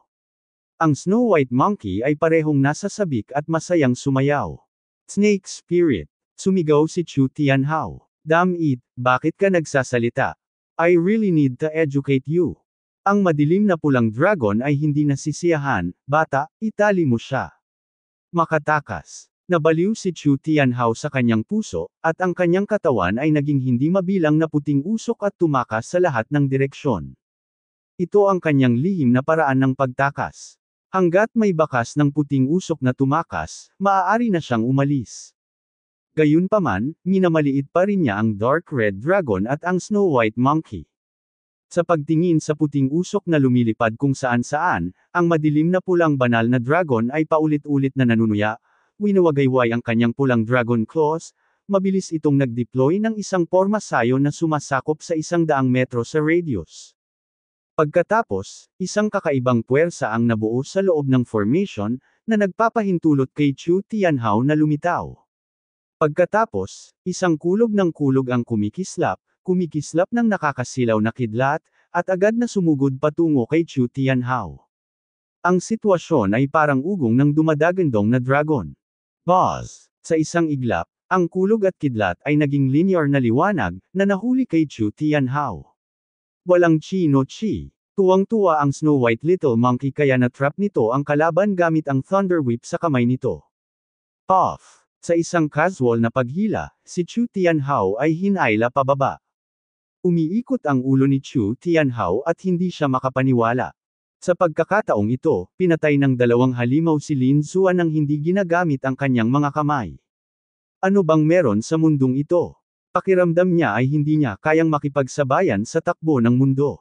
Anak, nagsimula na ang edukasyon ng aking emperador. Pagkatapos, isang kahabag-habag na tunog ang tumunog, tulad ng isang multo na umiiyak at isang lobo na umaangal, na nakakatakot kaya ang mga halimaw sa paligid niya ay tumakas sa takot. Makalipas ang mahabang panahon, unti-unting nawala ang tunog. Demonyo, demonyo. Ang kulubot na katawan ni Chu Tianhao ay parang isang nilabag na maliit na manugang, napaka-miserable. Tinapon ni Lin Zuan ang katawan ng Golden-Eyed Demon Bat at lumapit kay Chu Tianhao. Paano naman? Tanong, ang batang ito ay tiyak na magiging mabuting tao mula ngayon, saad ni Dark Red Shenlong, tinatapik ang kanyang dibdib. Kung gayon, ito ang kanyang Immortal Martial Spirit Card at Storage Ring. Kinuha ito ni Lin Zuan nang may kasiyahan at pagkatapos ay nagsimulang galugarin ang mga espiritual na tableta. Ang halaga ng 200 espiritu ay napakaliit, nakasimangot si Lin Zuan. Sabi ko, hindi ka ba miyembro ng Daoist Spiritual Society? Bakit ka mahirap? Nang marinig ito, ang sulok ng bibig ni Chu Tianhao ay kumaibot, kung gagamitin ang lahat ng espiritual na halaga, sino pa rin ang magdudugo? Kalimutan mo na ito. Nadismaya si Lin Zuan, itapon mo ang spirit tablet, bibigyan kita ng advantage sa pagkakataong ito. Murang, sigaw ni Chu Tianhao. Hindi lamang siya nakatanggap ng malalim na edukasyon, ngunit ang kanyang storage ring at iba pang mga bagay ay ninakawan. Ito ay tinatawag pa ring mura. Nalaman niya na kumpara kay Lin Zuan, siya ay wala, at ang kabilang partido ay ang Diablo. I'll spare you this time. Kung gusto mong magdulot ulit ng gulo, tandaan mong magdala ng mas maraming spiritual values. Inalis ni Lin Zuan ang storage ring ng kabilang partido at umalis kasama ang Dark Red Dragon at ang Snow White Monkey. Sa kakahuyan, tanging ang miserableng alulong ni Chu Tianhao ang natitira. Sa Shanwu Academy, maraming kabataan ang naghihintay sa pavilion malapit sa pasukan. Ang mga taong ito ay si Yan Qingyang at iba pang miyembro ng Daoist Society. Kalkulahin ang oras, dapat tapos na si Chu Tianhao, bakit hindi pa siya bumabalik? Tingin ko ang batang iyon ay nag-iisip ng ilang mga bagong trick para pahirapan ang mga tao. Nag-usap ang ilang kabataan. Bahagyang sumimangot si Yan Qingyang, at sa hindi malamang dahilan, may masamang pakiramdam siya sa kanyang puso. Kuya Yang, huwag kang mag-alala, bagong estudyante pa lang siya, at isa pa siyang peking kagalang-galang. Anong klaseng alon ang nagagawa ng ganoong tao? Oo, hindi. Tumawa ang isa pang alagad, ngunit tumigil siya sa kalagitnaan ng pangungusap dahil may nakita siyang tao. Paano naging posible ang batang iyon? Maraming tao ang nagulat, bakit siya okay? Damn it, wala bang ginawa si Chu Tianhao? Nang makitang ligtas at maayos na nakabalik si Lin Zuan, biglang nagdilim ang mukha ni Yan Qingyang. Hayaan mong bumalik si Chu Tianhao para makita ako. Pagkasabi noon ay winagiwi niya ang kanyang manggas at naging isang sinag ng liwanag at nawala. Iilan na lang ang natira na nakatingin sa isa't isa. Pagkabalik ni Lin Zuan, diretso siyang tumakbo patungo sa Mission Hall. Ang dalawang gawain sa pagkakataong ito ay itinuturing na pagsasanay. Kailangan lamang niyang maunawaan at makabisado ang mga gawain. Kapag natapos na ang lahat, hahamonan niya ang mga gawaing iyon na may mataas na espiritual na pagpapahalaga. Dalawang gawain, isang pangunahing gawain ng akademya, isang kaawa-awa lamang na 100 espiritual na puntos para sa kaginhawahan, at isa pang opsyonal na gawain, nakakuha si Lin Zuan ng 1,500 espiritual na puntos. Ang isang bituing demonyong general ay mayroong 1,500 espiritual na puntos. Mukhang ang espiritual na halagang ito ay talagang mahirap kumita. Nagpout si Lin Zuan, inalis ang kanyang spirit value, at pagkatapos ay bumalik sa kanyang courtyard. Kasabay nito, sa isang maliit na mansyon sa lugar ng tirahan ng Lao Sheng, nagtipon si Yan Qingyang at iba pa, at kabilang sa kanila si Chu Tianhao. Sa oras na ito, ang mukha ni Chu Tianhao ay mapatla at ang kanyang ekspresyon ay matamlay. Halatang hindi siya naka-recover sa nakaraang pag-aaral. Kuya Chu, anong problema mo? Paano mo hinayaang makabalik ng ligtas ang batang iyon? Oo, hindi ka ba kumilos? Tanong ng mga mandirigma sa paligid.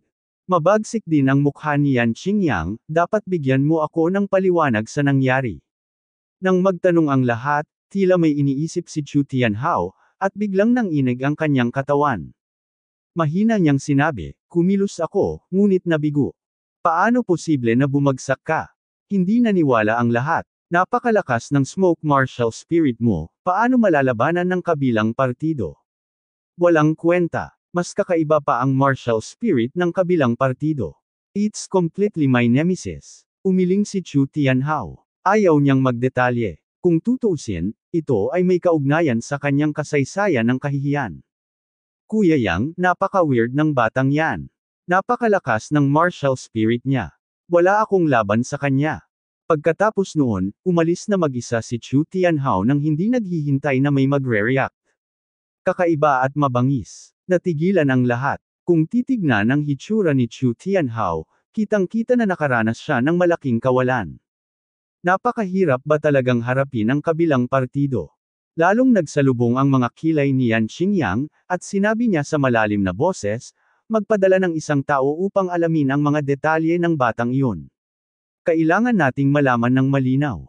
Pumalik si Lin Zuan sa courtyard at inayos ang mga singsing na imbakan ni Chu Tianhao, itinatabi ang mga kapaki-pakinabang at ipinagpapalit ang mga walang silbi sa akademya kapalit ng mga espiritual na halaga. Pagkatapos ay nagsimula na naman siyang mag-practice. Sa pagkakataong ito, ang focus ni Lin Zuan ay hindi lamang sa Four Seasons swordsmanship, kundi pati na rin sa pagpapabuti ng kanyang cultivation. Bagamat siya ngayon ay may lakas ng isang unang antas na kagalang-galang, ang kanyang paglilinang ay nasa limitasyon pa rin ng psychic realm. Sa kasong ito, hindi siya maaaring nasa listahan ng Xuanzang. Ang kinakailangan para mapabilang sa Xuanzang list ay dapat maabot ng isa ang kaharian ng kagalang-galang. Sa makatuwid, plano ni Lin Zuan na itaas ang kanyang cultivation sa kaharian ng kagalang-galang. Gayunpaman, pagkatapos ng mahabang panahon ng pagsasanay, bahagyang umiling siya. Kahit na ang bilis ng kanyang paglilinang ay napakabilis, hindi pa rin siya nasisiyahan.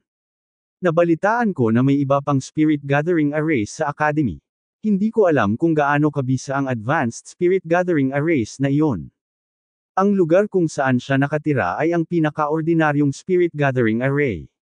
Bagamat maganda ang epekto, imposibleng makapasok sa venerable realm sa maikling panahon. Sa makatuwid, gusto niyang makita ang mga tinatawag na advanced spirit gathering arrays. Sikat ang spirit gathering array sa Shanwu Academy, kaya malalaman mo ang lokasyon nito sa pamamagitan lamang ng pagtatanong sa paligid. Matapos magtanong ng mabuti ni Lin Zuan, nalaman niyang sa kanyang kasalukuyang espiritual na halaga, maaari na siyang makapasok sa Intermediate Spirit Gathering Array. Alam ang direksyon, naglakad si Lin Zuan patungo sa Intermediate Spirit Gathering Array. Hindi nagtagal, dumating siya sa Intermediate Spirit Gathering Array area. Parami ng parami ang mga kolehiyo sa malapit, at ang espiritual na enerhiya sa hangin ay malinaw na mas malakas. Pagdating niya rito, natuklasan ni Lin Zuan na iba ito sa inaakala niya. Ang hanay ng pagtitipon ng mga espiritu na ito ay iba sa looban kung saan siya nakatira, ito ay isang tore ng pagtitipon ng mga espiritu. Gayunpaman, ang Julang Tower ay hindi itinayo sa lupa, ngunit sa ilalim. Lumitaw sa harap ang malalalim na hukay na parang sinkhole, puno ng misteryosong kapaligiran. Tumingin si Lin Zuan at nakitang mayroong 6 na spirit gathering tower sa kabuuan, na bumubuo ng isang bilog. Sa ilalim ng 6 na spirit gathering towers, mayroong isang napakalaking intermediate na spirit gathering array. Mula sa mga pag-uusap ng mga nakapaligid na estudyante, Nalaman ni Lin Zuan na kapag mas mababa ang Spirit Gathering Tower, mas magiging maganda ang epekto nito. Ang higit pang mga espiritual na halaga ay kinakailangan. Ang intermediate level na Spirit Gathering Tower ay may 9 na palapag sa kabuuan, na may 36 na training room sa bawat palapag. Iba-iba ang presyo ng bawat palapag. Sa unang antas, ang pagsasanay sa loob ng 1 oras ay nangangailangan ng 500 espiritual na halaga, ang pangalawang antas ay nangangailangan ng 1,000 espiritual na halaga, at ang ikatlong antas ay nangangailangan ng 1,005 espiritual na halaga. Hanggang sa ika-9 na antas, ang 1 oras ng paglilinang ay nangangailangan ng 5,000 espiritual na puntos. Nakakatakot ang presyo na iyon. Ang unang palapag ay ang pinakamurang, kaya ang karamihan sa mga tao ay nangungupahan, ngunit ang epekto ay ang pinakamasama. Sinasabing ito ang pinakamasama, ngunit ito ay maraming beses na mas mahusay kaysa sa mga hanay ng pagtitipon ng espiritu sa mga patio ng tirahan. Dumating si Lin Zuan sa unang palapag at nalaman na ang espiritual na enerhiya sa unang palapag ay hindi bababa sa 2 beses kaysa sa kanyang patio. Ito ay talagang isang intermediate spirit gathering array. Ito ay talagang makapangyarihan. Ang unang antas ay napakalakas. Talagang hindi ko alam kung ano ang magiging ika-9 na antas. Gayunpaman, sa kanyang kasalukuyang mapagkukunan sa pananalapi, hindi siya makapunta sa ika-9 na palapag. Matapos kalkulahin ang espiritual na halaga sa kanyang kamay, nagpasya si Lin Zuan na pumunta sa ika-2 palapag. Ang daanan ay spiral at kurbado, at ang mga dingding sa magkabilang gilid ay natatakpan ng mga makinang na perlas, na nagbibigay liwanag sa Julang Tower na may maliliwanag na ilaw. Pagkatapos na dumaan sa maraming kolehiyo, naglakad si Lin Zuan pababa. Gayunpaman, ang landas sa pangalawang antas ay naharang. Isang figure ang nakaupo doon na naka-cross-legged, na humaharang sa daanan. Ito ay isang binata na may itim na damit, maiksi ang buhok, matangos ang ilong, at malamig ang mga mata, nakaupo ito na may masamang ngiti sa labi. Bukod dito, may ilang estudyante sa harap nila, na may mga sugat sa katawan at galit na mukha. Anong nangyayari? Sumimangot si Lin Zuan, fighting in the Spirit Julang Tower. May katabi ang bagong estudyante, ang nagtanong, I advise you not to go there, otherwise those people will be your fate. May tumuro sa sugatang estudyante at sinabing, bakit? Nagtataka si Lin Zuan. Ang lalaki sa tabi niya ay bumantong hininga at nagpaliwanag, ang pagpasok sa silid ng pagsasanay ay nangangailangan ng mga espiritual na punto, at ito ay mahal. Gayunpaman, ang ilang mga tao ay walang gaanong espiritual na halaga, o hindi nila nais na gugulin ang kanilang espiritual na halaga, kaya kailangan nilang gumamit ng iba. Gumamit ng sa iba, sumimangot si Lin Zuan, ang ibig mong sabihin ay magnakaw. Tama ka sa pag-agaw, pero wala silang lakas ng loob na sabihin iyon. Ngumuso ang maikling buhok na nakaitim na binata sa harapan, napakatapang mo, ang lakas ng loob mong magsabi ng pang-aagaw sa harapan ko. Gusto mo bang gamitin ang ikalawang palapag? Kung gusto mong gamitin, lumapit ka na lang. Kung hindi ka maglakas loob, bumalik ka na lang at manatili sa unang palapag ng tuluyan. Malamig na ngumuso ang maikling buhok na binata at napakayabang na nagsalita. Wala bang pakialam ang akademya sa ganitong uri ng bagay? Tanong ni Lin Zuan sa malalim na boses. Hanggat walang napatay, kadalasan ay wala kaming pakialam. Bumantong hininga ang lalaki, ang martial arts ay puno ng mga panganib, at tayo ay nasa isang mas mapanganib na kaharian ng dugo. Kung hindi mo kayang tiisin ang mga bagay na ito, kung gayon mayroon lamang isang patay na dulo sa labas. Nang marinig ito, natahimik si Lin Zuan. Sa katunayan, ito ay isang mundo kung saan ang malakas ay iginagalang. Ang akademya ay nagbibigay lamang ng mga mapagkukunan at suporta sa buhay, at lahat ng iba pa ay nangangailangan ng sariling pagsisikap. After talk so much nonsense, do you dare to go through with it? Kung hindi, bumalik ka. Wag mong sayangin ang nararamdaman ko. Malamig na sigaw ng maikling buhok na binata, na naglalabas ng malakas na aura. Biglang maraming estudyante sa paligid nila ang nagpalit ng kulay at patuloy na umaatres. Mga bagong estudyante, miyembro sila ng Greedy Wolf Society, mas mabuting huwag mo na silang pakialaman. Magiliw na paalala ng katabi niya. Lagi na lang ba silang mayabang? Tanong ni Lin Zuan. Ang mga tao sa Greedy Wolf Society ay gaaman, dominanti, at napakalupit. Masasabing gangster organization sila, sabi ng lalaki. Gayunpaman, upang sabihin na palagi silang nangingibabaw, mayroon silang mga pagbubukod. Exception. Hindi na nagtanong si Lin Zuan sa pagkakataong ito dahil nakita niya ang exception na sumunod na nangyari. Isang figure ang pumasok mula sa pasukan, dumaan sa karamihan, at naglakad patungo sa harapan.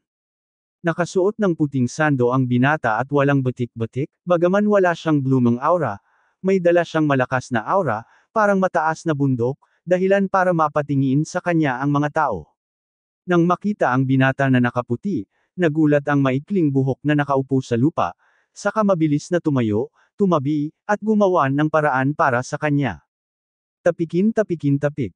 Walang pakialam ang binata na nakaputi at dumiretso sa susunod na palapag ng hindi man lang tumitingin sa maikling buhok na binata. Sa buong proseso, hindi umimik ang maikling buhok na nakaitim na binata, at mukhang kinakabahan pa. Exception ba ito? Ngumiti si Lin Zuan. Sa wakas ay alam na niya kung anong uri ng tao si Tan Lang. Anong sakam na lipunan ng lobo, ito pala ay isang grupo ng mga basura na nananakot sa mabuti at natatakot sa kasamaan, at nananakot lamang sa mahihina. Ngumisi si Lin Zuan ng masama. Ang mga tao sa paligid ay nagulat at tumingin kay Lin Zuan ng blanko. Bagamat alam nilang totoo ito, walang nang ahas na sabihin ito. Dapat alam mo na ang Greedy Wolf ay napakalupit at nakakatakot. Wow! Sa sumunod na sandali, lumayo ang mga estudyante sa paligid niya at dumistansya kay Lin Zuan. Maging ang mandirigma na nagpaalala sa kanya noon ay umiling at umalis sa tabi ni Lin Zuan. Ayaw niyang mamisunderstood siya. Nang makita ang reaksyon ng lahat, napabuntong hininga si Lin Zuan, natatakot ako na ang Greedy Wolf Guild na ito ay nakagawa ng maraming masasamang bagay, kung hindi ay hindi matatakot ang lahat. Boy, ikaw ang unang nang ahas na insultuhan ang Greedy Wolf Club ng personal. Ang maikling buhok na binata sa itim ay may mabangis na ekspresyon sa kanyang mukha. Ipapaalam ko sa iyo na may ilang mga bagay na hindi mo dapat gawin, magsabi ng kalokohan. Boy, lumuhad ka at aminin mo ang pagkakamali mo. Baka palayain na kita. Kung hindi, kapag nasaktan mo ang Greedy Wolf Society, mamamatay ka. Ang maikling buhok na binata na nakaitim ay nagsalita na may layuning pumatay. Nang marinig ang boses na ito, kinilig ang mga sugatang estudyante sa tabi nila, ngayon lang sila hindi nasiyahan, at pagkatapos ay kumilos sila at nasugatan. First level venerable ka lang. Hindi ko talaga alam kung bakit napakayabang mo. Umiling si Lin Zuan at naglakad pasulong. Kamatayan sa korte. Galit na sigaw ng nakaitim na maikling buhok. Walang nang ahas na tingnan siya ng ganito. Ang isang bagong estudyante na nang ahas na guluhin siya ay walang alinlangan na naghahanap ng kamatayan. Bagaman hindi kita kayang patayin, kaya kung gawing mas malala ang buhay mo kaysa kamatayan. Ang mixing buhok na nakaitim na binata ay mukhang mabangis at nagpakita ng isang malupit na ngiti.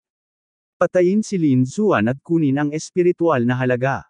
Kung gayon ang kanyang espiritual na halaga ay magiging sapat upang payagan siyang magsanay sa ikalawang antas ng ilang oras. Munting rookie, ipapaalam ko sa iyo ang mga patakaran ng Shanwo Academy. Ang mga estudyante sa paligid ay umiling at bumantong hininga.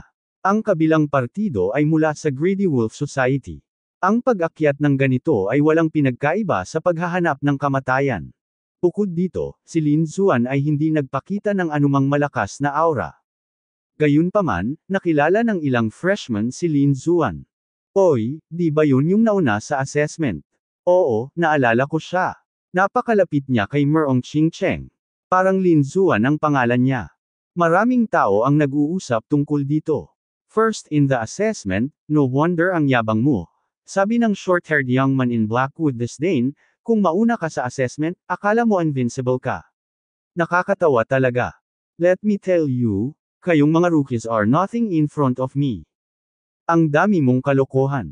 Sumimangot si Lin Zuan at binilisan ang kanyang lakad. Anak, lumuhad ka para sa akin. Malakas na sigaw ng maikling buhok na binata at nilahad ang palad. Sa susunod na sandali, isang nakakatakot na aura ang sumabog, at isang malakas na puwersa ang lumundag kasama ng hanging kamao. Kinokontrol ito ng maikling buhok na binata. Ang kapangyarihan ay natipon at sumugod patungo kay Lin Zuan nang walang anumang pagkalat. Roll! Iniluwa ni Lin Zuan ang tunog ng kulog at sumuntok din. Sa itaas ng kamao, nagsayaw ang gintong kulog at kidlat, na bumubuo ng ulo ng dragon, umaatungal ng mabangis. Boom! Nagbanggaan ang dalawa, gumawa ng mahinang tunog na umalangaw sa daanan. Biglang lumitaw ang mga komplikadong linya sa mga dingding sa magkabilang gilid, naglalabas ng liwanag at bumubuo ng isang magaan na kurtina, na protektado ng Spirit Gathering Tower. Nanginginig ang maikling buhok na binata at nagpatuloy sa pagbagsak. Ang mga gintong arko ng kuryente ay damaloy sa kanyang katawan, na bumubuo ng isang malakas na puwersa ng kidlat na nagpamanhid sa kanyang buong katawan.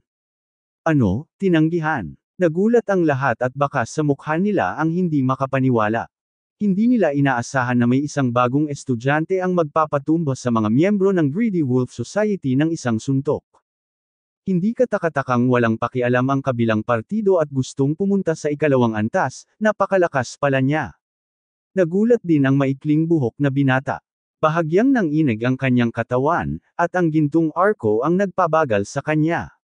Ang espiritual na kapangyarihan sa loob ng kanyang katawan ay lumakas, at ang maikling buhok na binata ay bumuo ng isang espiritual na epekto ng kapangyarihan upang alisin ang kidlat sa kanyang katawan.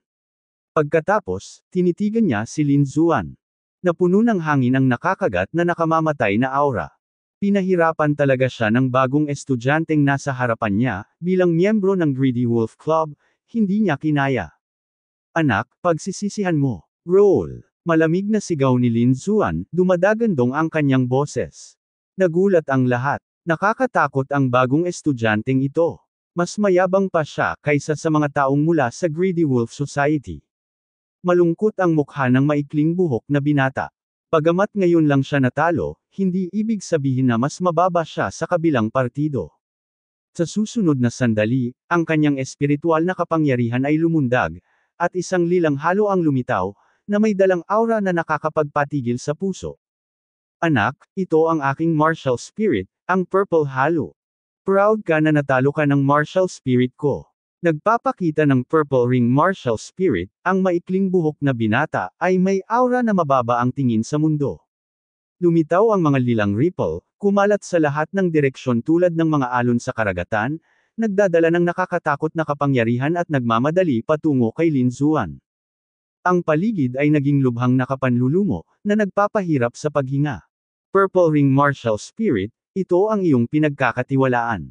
Ngumisi si Lin Zuan, ang liwanag ng espada ay kumislap sa kanyang mga mata, at biglang lumabas ang isang matalim na aura, na parang ang walang kapantay na espada ay nakalabas at nahati ang kawalan. Nanginginig ang lahat sa paligid niya, lalo na ang mandirigma na nagbabala kay Lin Zuan noon, nanlaki ang kanyang mga mata. Hindi niya inaasahan na magkakaroon ng ganoong lakas si Lin Zuan. Ang matalim na aura ay nagpang-inig sa kanyang puso at hindi niya napigilan. Ano ito? Paano magiging napakalakas ni Wan? Hanggang ngayon, hindi pa niya nakikita ang martial spirit ni Lin Zuan.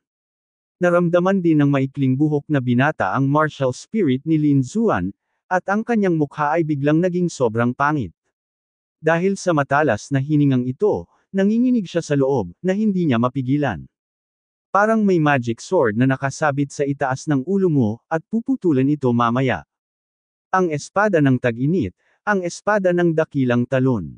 Itinuro ni Lin Zuan na parang espada at mabilis na bumagsak. Biglang gamulong ang espiritual na kapangyarihan sa kalangitan, at ang di mabilang na sword energy ay lumundag, tulad ng isang malaking silver waterfall, na walang katapusang dumadaloy.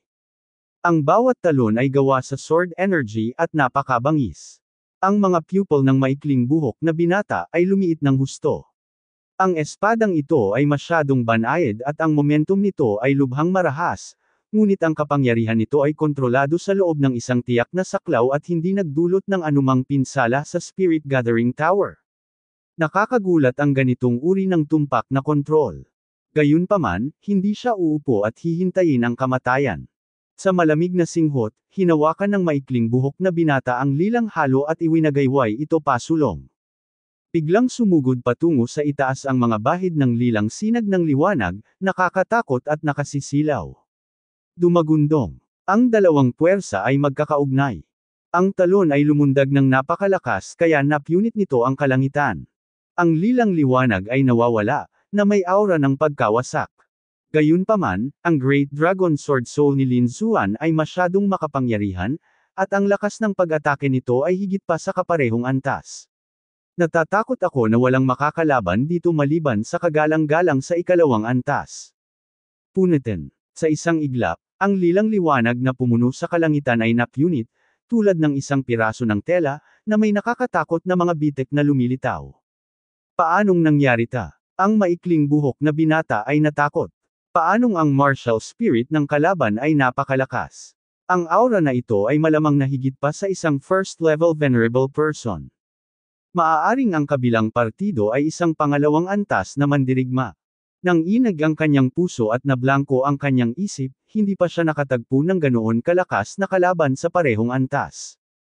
Bang! Sa susunod na sandali, ang enerhiya ng espada ay namuo at mabilis na nahulog. Hindi. Napasigaw ang maikling buhok na binata at sa sobrang takot ay hindi na siya makatayo. Ayokong mamatay. Boss! Biglang huminto ang sword energy, isang buhok na lang ang layo sa katawan ng maikling buhok na binata. Ang malamig na hininga ay nagpasigla sa katawan ng maikling buhok na binata, na halos madapa. Madaling natalo ni Lin Xuan ang maikling buhok na binata, ngunit hindi siya pinatay. Dahil, bawal ang Shanwu Academy na pumatay ng tao. Umalis ka na, huwag mo na akong makitang muli, malamig ang boses ni Lin Xuan. Malungkot at walang kasiguraduhan ang ekspresyon ng maikling buhok na binata, may problema siya ngayon, ngunit naniniwala siyang hinding-hindi siya mangangahas na patayin siya ng kabilang partido. Bukod dito, napakaraming tao dito, at kung aalis siya ng ganito, mawawala ang kanyang reputasyon bilang isang sakam na lobo. Huwag kang maging kampante. Kung sasaktan mo ang mga gaaman nating lobo, hindi ka magtatapos. How dare you threaten me? Ngumiti si Lin Xuan. Mukhang naging mabait ako sa iyo. Pagkatapos ay iwinagayway niya ang kanyang palad, at ang lakas ng espada ay parang isang mahabang latigo, naging lubhang malambot, at bigla niya itong ibinaba. Nasnap. Napasigaw ang maikling buhok na binata at napaluhod.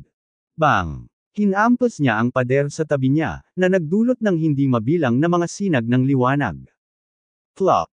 Pumagsak sa lupa ang maikling buhok na binata at tumalsik ang isang subaw ng dugo, na tila nahihiya.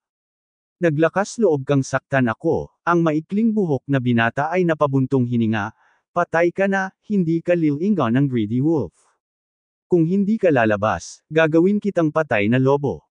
Itinaas ni Lin Xuan ang kanyang braso, kumikislap ang nakakatakot na liwanag ng espada. Anak, hintayin mo lang ako, hindi pa tapos ang usaping ito. Nang makita ng maikling buhok na binata ang kilos ni Lin Xuan, ang kanyang mukha ay naging sobrang pangit, nahihirapan siyang tumayo at mabilis na umalis sa unang palapag. Nagulat ang mga tao sa paligid, napakalakas ng bagong estudyanteng ito. Hindi lang siya makapangyarihan, hindi siya natatakot sa Greedy Wolf Society. Gayunpaman, hindi ito pababayaan ng Greedy Wolf. Lin Xuan, napakalakas mo. Nagulat din ang mga freshmen na nabuli. Napakarami nila, ngunit hindi nila kayang talunin ang maikling buhok na binata, ngunit natalo siya ni Lin Xuan sa isang galaw. Ang puwang na ito ay masyadong malaki. Lin Xuan, napakalakas mo, bakit hindi magtayo ng organisasyon at tipunin ng mga freshmen, para lahat ng nasa probinsya ay mabuli? Sabi ng ilang freshmen, sana magkaroon sila ng strong backer. Oo. Pagkarinig nito, sumang-ayon din ang mga taong iyon. Lumingon si Lin Xuan at tumingin sa mga bagong estudyante, marami sa kanila ang nasugatan. Mayroon akong ideya na bumuo ng isang organisasyon, ngunit gusto ko ng mga tunay na mandirigma, hindi mga duwag. Hindi mo kailangang maging malakas, ngunit hindi ka maaaring maging duwag. Maaari kang magsanay kung hindi ka malakas, ngunit kapag nawala mo ang madamdamin at walang takot na pusong iyon, hindi mo na ito maibabalik. Sabi ni Lin Xuan sa malalim na boses. Ako, hindi kami mahina, pakli ng freshman. Oo, bakit mo sinasabi yan tungkol sa amin? Alam ng lahat kung duwag ka o hindi, pero kaya kitang bigyan ng pagkakataon. Magtipon ka rito sa loob ng 3 araw at patunayan mo sa akin ang iyong tapang. Ito na lang ang pagkakataon mong sumali sa organisasyon ko. Magtipon sa 3 araw, bakit? Nagtataka ang lahat. Hindi ka ba binubuli ni Greedy Wolf? Lumaban ka pagkatapos ng 3 araw. Pagkatapos sabihin iyon, tumalikod si Lin Zuan at pumasok sa ikalawang palapag. Ano, lumaban ka sa sakam na lobo, okay lang ba si Lin Zuan? Baliw, talagang baliw ang ganitong klaseng tao. Tumikim ang maraming tao. Bagamat matako at malupit si Greedy Wolf, napakalakas at hindi matitinag ng mga freshman. Hoy, masyadong mayabang ang lalaking ito. Natatakot ako na mahulog siya sa bitag. Maraming matatandang estudyante ang umiling at bumantong hininga. Natahimik ang mga freshman. Hindi nila kayang saktan ang Greedy Wolf, ngunit hindi nila ito direktang inamin at maaari lamang magsimulang kutsain si Lin Zuan. Nakakadiri itong Lin Zuan, bakit mo sinasabi sa amin yan? Tama, hindi ba't matandang estudyante lang ang natalo ko? Akala ko talaga ako ang una sa mga freshman. Ayaw niya sa atin, makakahanap tayo ng ibang tao. Sa tingin ko si Zhou Shu ay napakalakas, tiyak na mas mahusay kaysa kay Lin Zuan. Oo, mayroon ding Merong Qingcheng, Dongfang Phoenix at iba pa. Sa tingin ko sila ay mag-oorganisa ng mga club, at sila ay magagandang babae. Talagang isang malaking pagpapala ang makasali sa ganoong club. Hindi lamang tayo kailangang sumali sa mga bagong club ng mag-aaral, maaari din tayong mag-apply upang sumali sa mga lumang club ng mag-aaral. Napakaraming lipunan sa kolehiyo, sapat na upang mapaunlakan kami. Tama, bakit kalabanan si Greedy Wolf? Ganon ba kadaling kalabanan ang Greedy Wolf? Maraming karanasang manlalaro ang hindi naglalakas loob na gawin ito. Bagong dating siya, bakit mo nasabi? Sa tingin ko gusto niya lang tayong maging kanyan, at siguradong wala siyang magandang intensyon. Tara na. Maraming tao ang nakaramdam ng hindi komportable matapos silang pag-alitan ni Lin Zuan, kaya malamig nilang sinabi. Gayunpaman, may mga tao pa rin na kumikislap ang mga mata. Pinag-isipan nilang mabuti ang sinabi ni Lin Zuan at naghanda na pumunta rito sa loob ng 3 araw. Hindi alam ni Lin Zuan kung ano ang iniisip ng mga taong ito. Kailangan niya ng ilang tauhan, ngunit ang gusto niya ay matatapang at makapangyarihang mandirigma, hindi natatakot na mga estudyante. Kaya't pinakiusapan niya ang mga taong iyon na pumunta dito pagkatapos ng 3 araw. Kung walang dumating, kalimutan mo na. Pinatunayan nito na ang mga taong iyon ay mahina. Kung manggahas silang lumapit, tatanggapin niya sila anuman ang kahihinatnan ng labanang ito. Sa katunayan, walang intensyon si Lin Zuan na hayaan ang mga taong iyon na kumilos. Isinasantabi ang bagay, pumunta si Lin Zuan sa ikalawang palapag. Malinaw na mas kaunti ang mga tao sa ikalawang palapag. Kung tutuusin, hindi lahat ay kayang kumonsumo ng 1,000 espiritual na puntos kada oras dito. Gayunpaman, ang espiritual na enerhiya dito ay mas mayaman kaysa sa itaas. Tinansya ni Lin Zuan na ito ay higit sa 2 beses na mas malakas. Kung ikukumpara sa kanyang patio, halos 3 beses itong mas malakas. Ito ay talagang isang intermediate spirit gathering array. Ito ay talagang isang magandang lugar. Sa paghahanap ng libreng silid sa pagsasanay, si Lin Zuan ay pumasok sa 1,000 espiritual na halaga at pumasok. Mayroon ding maliit na spirit gathering array sa training room, at ang espiritual na enerhiya ay mas malakas kaysa sa labas. Si Lin Zuan ay hindi nag-aksaya ng oras at nag-ensayo ng buong lakas. Kumuha din siya ng espiritual na alak, 1,000 taong gulang na elixir, at iba pa para mapakinabangan ang bilis ng kanyang paglilinang. Mabilis na lumipas ang 1 oras, at lumabas si Lin Zuan na nasisiyahan. Ang oras na ito ng pagsasanay ay sapat na para makapagsanay siya sa labas ng mundo ng higit sa 1 buwan. Bagaman nagkakahalaga ito ng 1,000 espiritual na puntos, ito ay lubhang sulit. Pagkatapos umalis sa training room, tiningnan ni Lin Zuan ang spiritual value card at agad na bumantong hininga. Wala siyang gaanong espiritual na halaga sa kanyang kamay, kaya kakaunti lang ang kanyang mga gawain. Nang tanggapin ni Lin Zuan ang misyon na kumita ng mga espiritual na bato, sumabog ang Shanwo Academy. Ang dahilan ay nasugatan ni Lin Zuan ang isang miyembro ng Greedy Wolf sa Intermediate Spirit Gathering Tower at nangakong mangguna sa isang counterattack sa mga freshmen sa loob ng 3 araw. Ang pananakit sa isang miyembro ng Tanlang ay sapat na nakakagulat. Dapat mong malaman na ang mga taga-Tanlang ay ang uri ng malupit na tao na gag-antay sa kanilang mga kapintasan. Ang pag-offend sa kanila ay tiyak na hindi magiging maganda ang katapusan. Gayunpaman, si Lin Zuan ay hindi lamang nasaktan, ngunit nais ding lumaban. Ito ang ritmo ng pagharap kay Greedy Wolf. Ngunit, bilang isang bagong estudyante, magagawa ba niya ang kanyang ginagawa tulad ng isang sakam na lobo? Walang mag-aakalang matagumpay si Lin Zuan.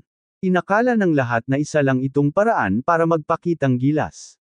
Baka gusto lang niyang i-improve ang reputasyon niya, tapos may mga ganito na dati. Itinuring ng maraming tao ang bagay na ito bilang isang biro at hindi ito sineseryoso. Ngunit ang mga tao sa Greedy Wolf Society ay galit na galit, at hindi nila pinapayagan ang sinuman na tumapak sa kanilang mga ulo. Sa makatuwid, para sa labanan sa loob ng 3 araw, ang mga taong ito ay handang turuan si Lin Zuan ng leksyon. Bukod dito, gusto nilang malaman ng lahat kung gaano kalakas ang Greedy Wolf. Sa mga mata nila, nakakabuli lang sila ng iba, walang makakabuli sa kanila. Nalaman din ni Yan Qingyang at ng iba pa ang balita, at maraming Daoist Spirit Club ang tumawa, itong Lin Zuan ay talagang tulala. Bago natin siya mahanap, siya mismo ang nakipagproblema sa Greedy Wolf Club. I'm afraid that boy is in trouble this time. Sa tamang panahon, hayaan ang grupo ng mga tao ni Greedy Wolf na alagaan ang batang iyon. Si Yan Qingyang at ang iba pa ay handang panoorin ang saya. Hindi lang sila, sina Shen Yaotian, Zhou Shu at iba pang mga bagong makapangyarihang tao ang nanunood din ng saya. Alam nilang mahihirapan si Lin Zuan sa pagkakataong ito. Medyo nag-aalala si Merong Qingcheng. Bagamat alam niyang malakas si Lin Zuan, ang reputasyon ng matako na lobo ay malawak na kumalat sa Shanwu Academy. Sa makatuwid, nag-aalala siya na si Lin Zuan ay magdurusa. Matapos sa wakas ay hintayin si Lin Zuan na bumalik mula sa kanyang misyon, agad na umakyat si Merong Qingcheng. Pagbalik mo, may kasama kang magandang babae. Napakaganda talaga ng buhay na ito. Tiningnan ni Lin Zuan ang magandang babaeng paparating. Sabi niya sabay ngiti. Gaano nakatagal at may puso ka pa ring tumawa. Nag-aalalang sabi ni Merong Qingcheng. Gaano nakatagal at may puso ka pa ring magbiro. Nag-aalalang sabi ni Merong Qingcheng. Bakit, may malaking nangyari ba? Pagtataka ni Lin Zuan. Napabuntong hininga si Merong Qingcheng, labis siyang nababalisa, ngunit walang alam ang kabilang partido. Siyempre nasa pagitan nyo ni Greedy Wolf. O sabi mo bakit sila sumuko? Hoy, marunong ka bang magsalita ng normal? Medyo malamig ang mukha ni Merong Qingcheng, alam mo ba ang lakas ni Tanlang? Alam mo ba kung sino ang ipapadala nila sa pagkakataong ito? Nang makitang umiiling si Lin Zuan, galit na sinabi ni Merong Qingcheng, wala kang alam, gaano kakalakas loob na tanggapin ang hamon. Huwag kang mag-alala, nakangiting sabi ni Lin Zuan, bagaman hindi ko alam ang kanilang lakas, isang bagay ang alam ko na ang mga gustong pumunta sa Xuanzang list ay malamang na hindi gagawa ng aksyon. Kung tutuusin, mag-aalala ang mga taong iyon sa kanilang mukha at hindi makakagawa ng aksyon para sa isang bagong estudyante. Kung hindi, kahit na manalo sila, ang kanilang reputasyon ay kaiyahiya. Malinaw na alam mo, humuhuni si Merong Qingcheng. It's enough to know this. Hanggat yung mga yan ay hindi kumikilos, walang silbi kahit gaano pa karami ang dumating. Tiwalang sabi ni Lin Zuan. Okay, mukhang may tiwala ka. Sabi ni Merong Qingcheng, sa kasong ito, wala akong pakialam. Ngunit gusto kong ipaalala sa iyo na kahit na hindi ka aatakihin ng mga taong iyon ngayon, sa hinaharap, kapag nakapasok ka sa Venerable Realm, natatakot ako na ang mga taong iyon ay darating para guluhin ka. Ang kagalang-galang na kaharian ba? Naging mas kumpiyansa si Lin Zuan, natatakot ako sa oras na iyon, hindi tiyak kung sino ang magdudulot ng gulo para kanino. Pagkatapos magpaalam kay Merong Qingcheng, bumalik si Lin Zuan sa looban. Sa pagkakataong ito ay gumawa siya ng 2 gawain at nakakuha ng 5,000 espiritual na puntos, maaari siyang makapasok muli sa Spirit Gathering Tower. Tungkol naman sa labanan pagkaraan ng 3 araw, talagang hindi siya nag-alala tungkol dito. Ngayon, sa pagpapabuti ng kanyang 4 na panahong espada, ang mga mandirigma ng unang antas ng kagalang-galang na mundo ay ganap na hindi sapat. Kung umatake siya ng buong lakas, maaari rin siyang makipagkumpetensya sa Venerable Second Layer Heaven. Sa makatuwid, si Lin Xuan ay walang malasakit. Ipinagpatuloy niya ang pag-aaral ng Four Seasons Sword Techniques at sabay na nag-practice ng Secret of Immortality. Mabilis na lumipas ang 3 araw. Sa araw na ito, umalis si Lin Xuan sa customs at pumunta sa Super Spirit Julang Pagoda. Sa daan, maraming tao ang nakaturo sa kanya, at ang iba ay tumawa pa. Ngumisi si Lin Xuan sa kanyang puso. Hindi na kailangang ipaliwanag ngayon. Maya-maya, ang resulta ay natural na sasampalin sila sa mukha. Pagdating niya sa Julang Tower, nilaybot niya pa rin ang mga mata niya. Mas maraming tao ang pumunta rito para manood ng teatro, 5 beses sa karaniwang bilang. Kumalat na yata ang balita. Sa oras na ito, may 8 freshmen na nakatayo sa harap ng daanan, bahagyang nanginginig ang kanilang mga katawan. Sa tapat nila ay isang grupo ng mga mandirigma na nakasuot ng itim, bawat isa ay may mabangis na hitsura sa kanyang mukha at isang aura ng takot sa kanya. Napatingin sila sa 8 freshmen sa harapan nila na may halong biro sa mukha. Mga baguhan, talagang naglakas loob kayong tanggapin ang hamon, talaga. Sandali lang, tuturuan kita kung paano maging mabuting tao. Tawa ng tawa ang mga tao mula sa Greedy Wolf Society. Marami ring pinag-uusapan ang mga warriors sa paligid, at maraming freshmen ang nanunuya, "Idiot, you really come to challenge, are these people out of their minds?" Humph, hindi si Lin Xuan ang may gawa ng gulo. Kailangan niya akong i-provoke. Tapos na. I think the guy surnamed Lin is just talking. Hindi mo ba nakita na hindi pa siya nagpapakita? Oo, siya ang duwag. Ang mga sarcastic na ito ay pawang mga taong nabuli ng Greedy Wolf ngunit hindi ng ahas na lumaban. Narinig ni Lin Xuan ang mga talakayang ito at nanunuya, ang mga taong iyon ay palaging hamak na mahina. Gayunpaman, ikinagulat siya ng 8 taong naroroon, kahit nanginginig ang mga taong iyon, hindi sila umatras. Oo, kahit medyo mahina ang lakas, kapuri-puri ang tapang at malleable ang talento. Si Lin Xuan ay nasisiyahan. Kayong mga hipon, paano si Lin Xuan? Paalisin mo siya. Hindi ka ba masyadong mayabang noon? Bakit ayaw mong lumabas ngayon? What a loser. Ang ganoong tao ay naglakas loob na hamanin tayo, Greedy Wolf. Sa tingin ko, hindi niya alam kung paano isulat ang salitang, kamatayan. Nakikita ko, hindi ko alam kung bakit ang salitang, kamatayan, ay nakasulat bilang, ikaw. Isang malamig na boses ang dumating, malinaw na umabot sa pandinig ng lahat. Nang marinig ang boses na ito, lahat ay nagbago ng kanilang kulay, at lahat ay may iba't ibang ekspresyon. Nagulat ang karamihan sa mga nanunood. Hindi nila inaasahan na talagang darating si Lin Xuan. Gayunpaman, karamihan sa mga tao ay hindi optimistiko tungkol kay Lin Xuan. Nakahinga ng maluwag ang 8 freshmen na naruroon. Hindi sila nilinlang ni Lin Xuan at narito talaga siya. Nag-ipon din sila ng matinding lakas ng loob para tumayo dito.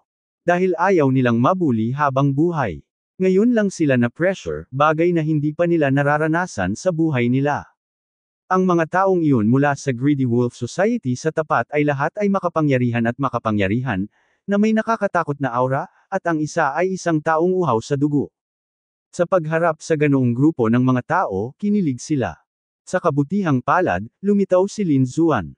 Ang mga tao mula sa Greedy Wolf Society ay nagdilim ang kanilang mga mukha, at ang kanilang mga mata ay malamig habang sila ay nakatingin sa harapan. Ganyan ka ba kayabang, Lin Xuan? Tumayo ang isa sa mga binata at seryosong nagtanong. Siya ang pinuno sa pagkakataong ito. Ang kanyang pangalan ay Limo. Ang kanyang lakas ay umabot sa rurok ng isang unang antas na kagalang-galang. Ang pagpapadala ng isang napakalakas na mandirigma para mabigla ang field ay sapat na upang ipahayag ang galit ng Greedy Wolf sa pagkakataong ito. Dapat nilang parusahan ng mahigpit si Lin Xuan sa pagkakataong ito para mabigla ang lahat. Natatakot ako na wala ito kung ikaw ay napakamayabang at sakam, nginisyon ni Lin Xuan. Kuya mo, siya po. Sa tabi niya, ang maikling buhok na binata ay nagngangalit ang kanyang mga ngipin at sinabi. Sa unang pagkakataon na binugbog siya ni Lin Xuan, muntik na siyang maging katatawanan ng kolehiyo. Sa pagkakataong ito, kailangan niyang iligtas ang mukha. Anak, sabi ko, kapag nasaktan mo ang mga sakam nating lobo, mamamatay ka. Ikaw, at ikaw, tapos na ang lahat. Itinuro ng maikling buhok na binata si Lin Zuan at ang 8 tao na naruroon, napakayabang. Anak, bilang kapwa estudyante, ayaw kitang mapahiya. Kung handa kang lumuhad at yumuko ng 100 beses, at maging alipin ng Greedy Wolf, ililibre kita sa pagkakataong ito. Kung hindi, huwag mo akong sisihin sa pagiging masungit. Naging malamig ang boses ni Limo. Narinig mo ba iyon? Lumuhad ka, yumuko, at tawagin mo kaming lolo. Ang maikling buhok na binata ay labis na mayabang at humakbang palabas, itinuro ang 8 tao na naruroon at ngiting-ngiti. Nagalit ang 8 tao at namumula ang mga mata. Maaaring patayin ang mga iskolar ngunit hindi mapahiya. Putok. Sa sandaling ito, isang figure ang lumitaw sa harap nila, at pagkatapos ay sumabog ang malakas na kapangyarihang espiritual, na sinipa ang maikling buhok na binata. Boom! Ang maikling buhok na binata ay parang shooting star, tumatama sa dingding, at talagang nanginginig ang buong Julang Tower. Napakalakas ng sipa na ito na hindi bababa sa 5 o 6 na tadyang ang nabali. Lin Zuan, si Lin Zuan, talagang kumilos siya. Excited ang lahat, nakakabaliw ito, talagang kumilos sila laban kay Greedy Wolf. Tulala rin ang 8 taong naruroon, pakiramdam na kumukulo ang dugo sa kanilang katawan. Napakaraming kalokohan, ngayon ay malinaw na. Sabi ni Lin Zuan habang nasa likod ang kanyang mga kamay. Anak, kung maglakas loob kang kumilos, hinahanap mo ang kamatayan. Galit na galit si Limo, ibigay mo sa akin, hanggat hindi ka mamamatay, maaari mo akong talunin kahit anong gusto mo. Anak, nagalit ka sa akin. Walang makakapagligtas sa iyo. Tinitigan ni Limo si Lin Zuan, at ang kanyang pisikal at espiritual na kapangyarihan ay sumabog.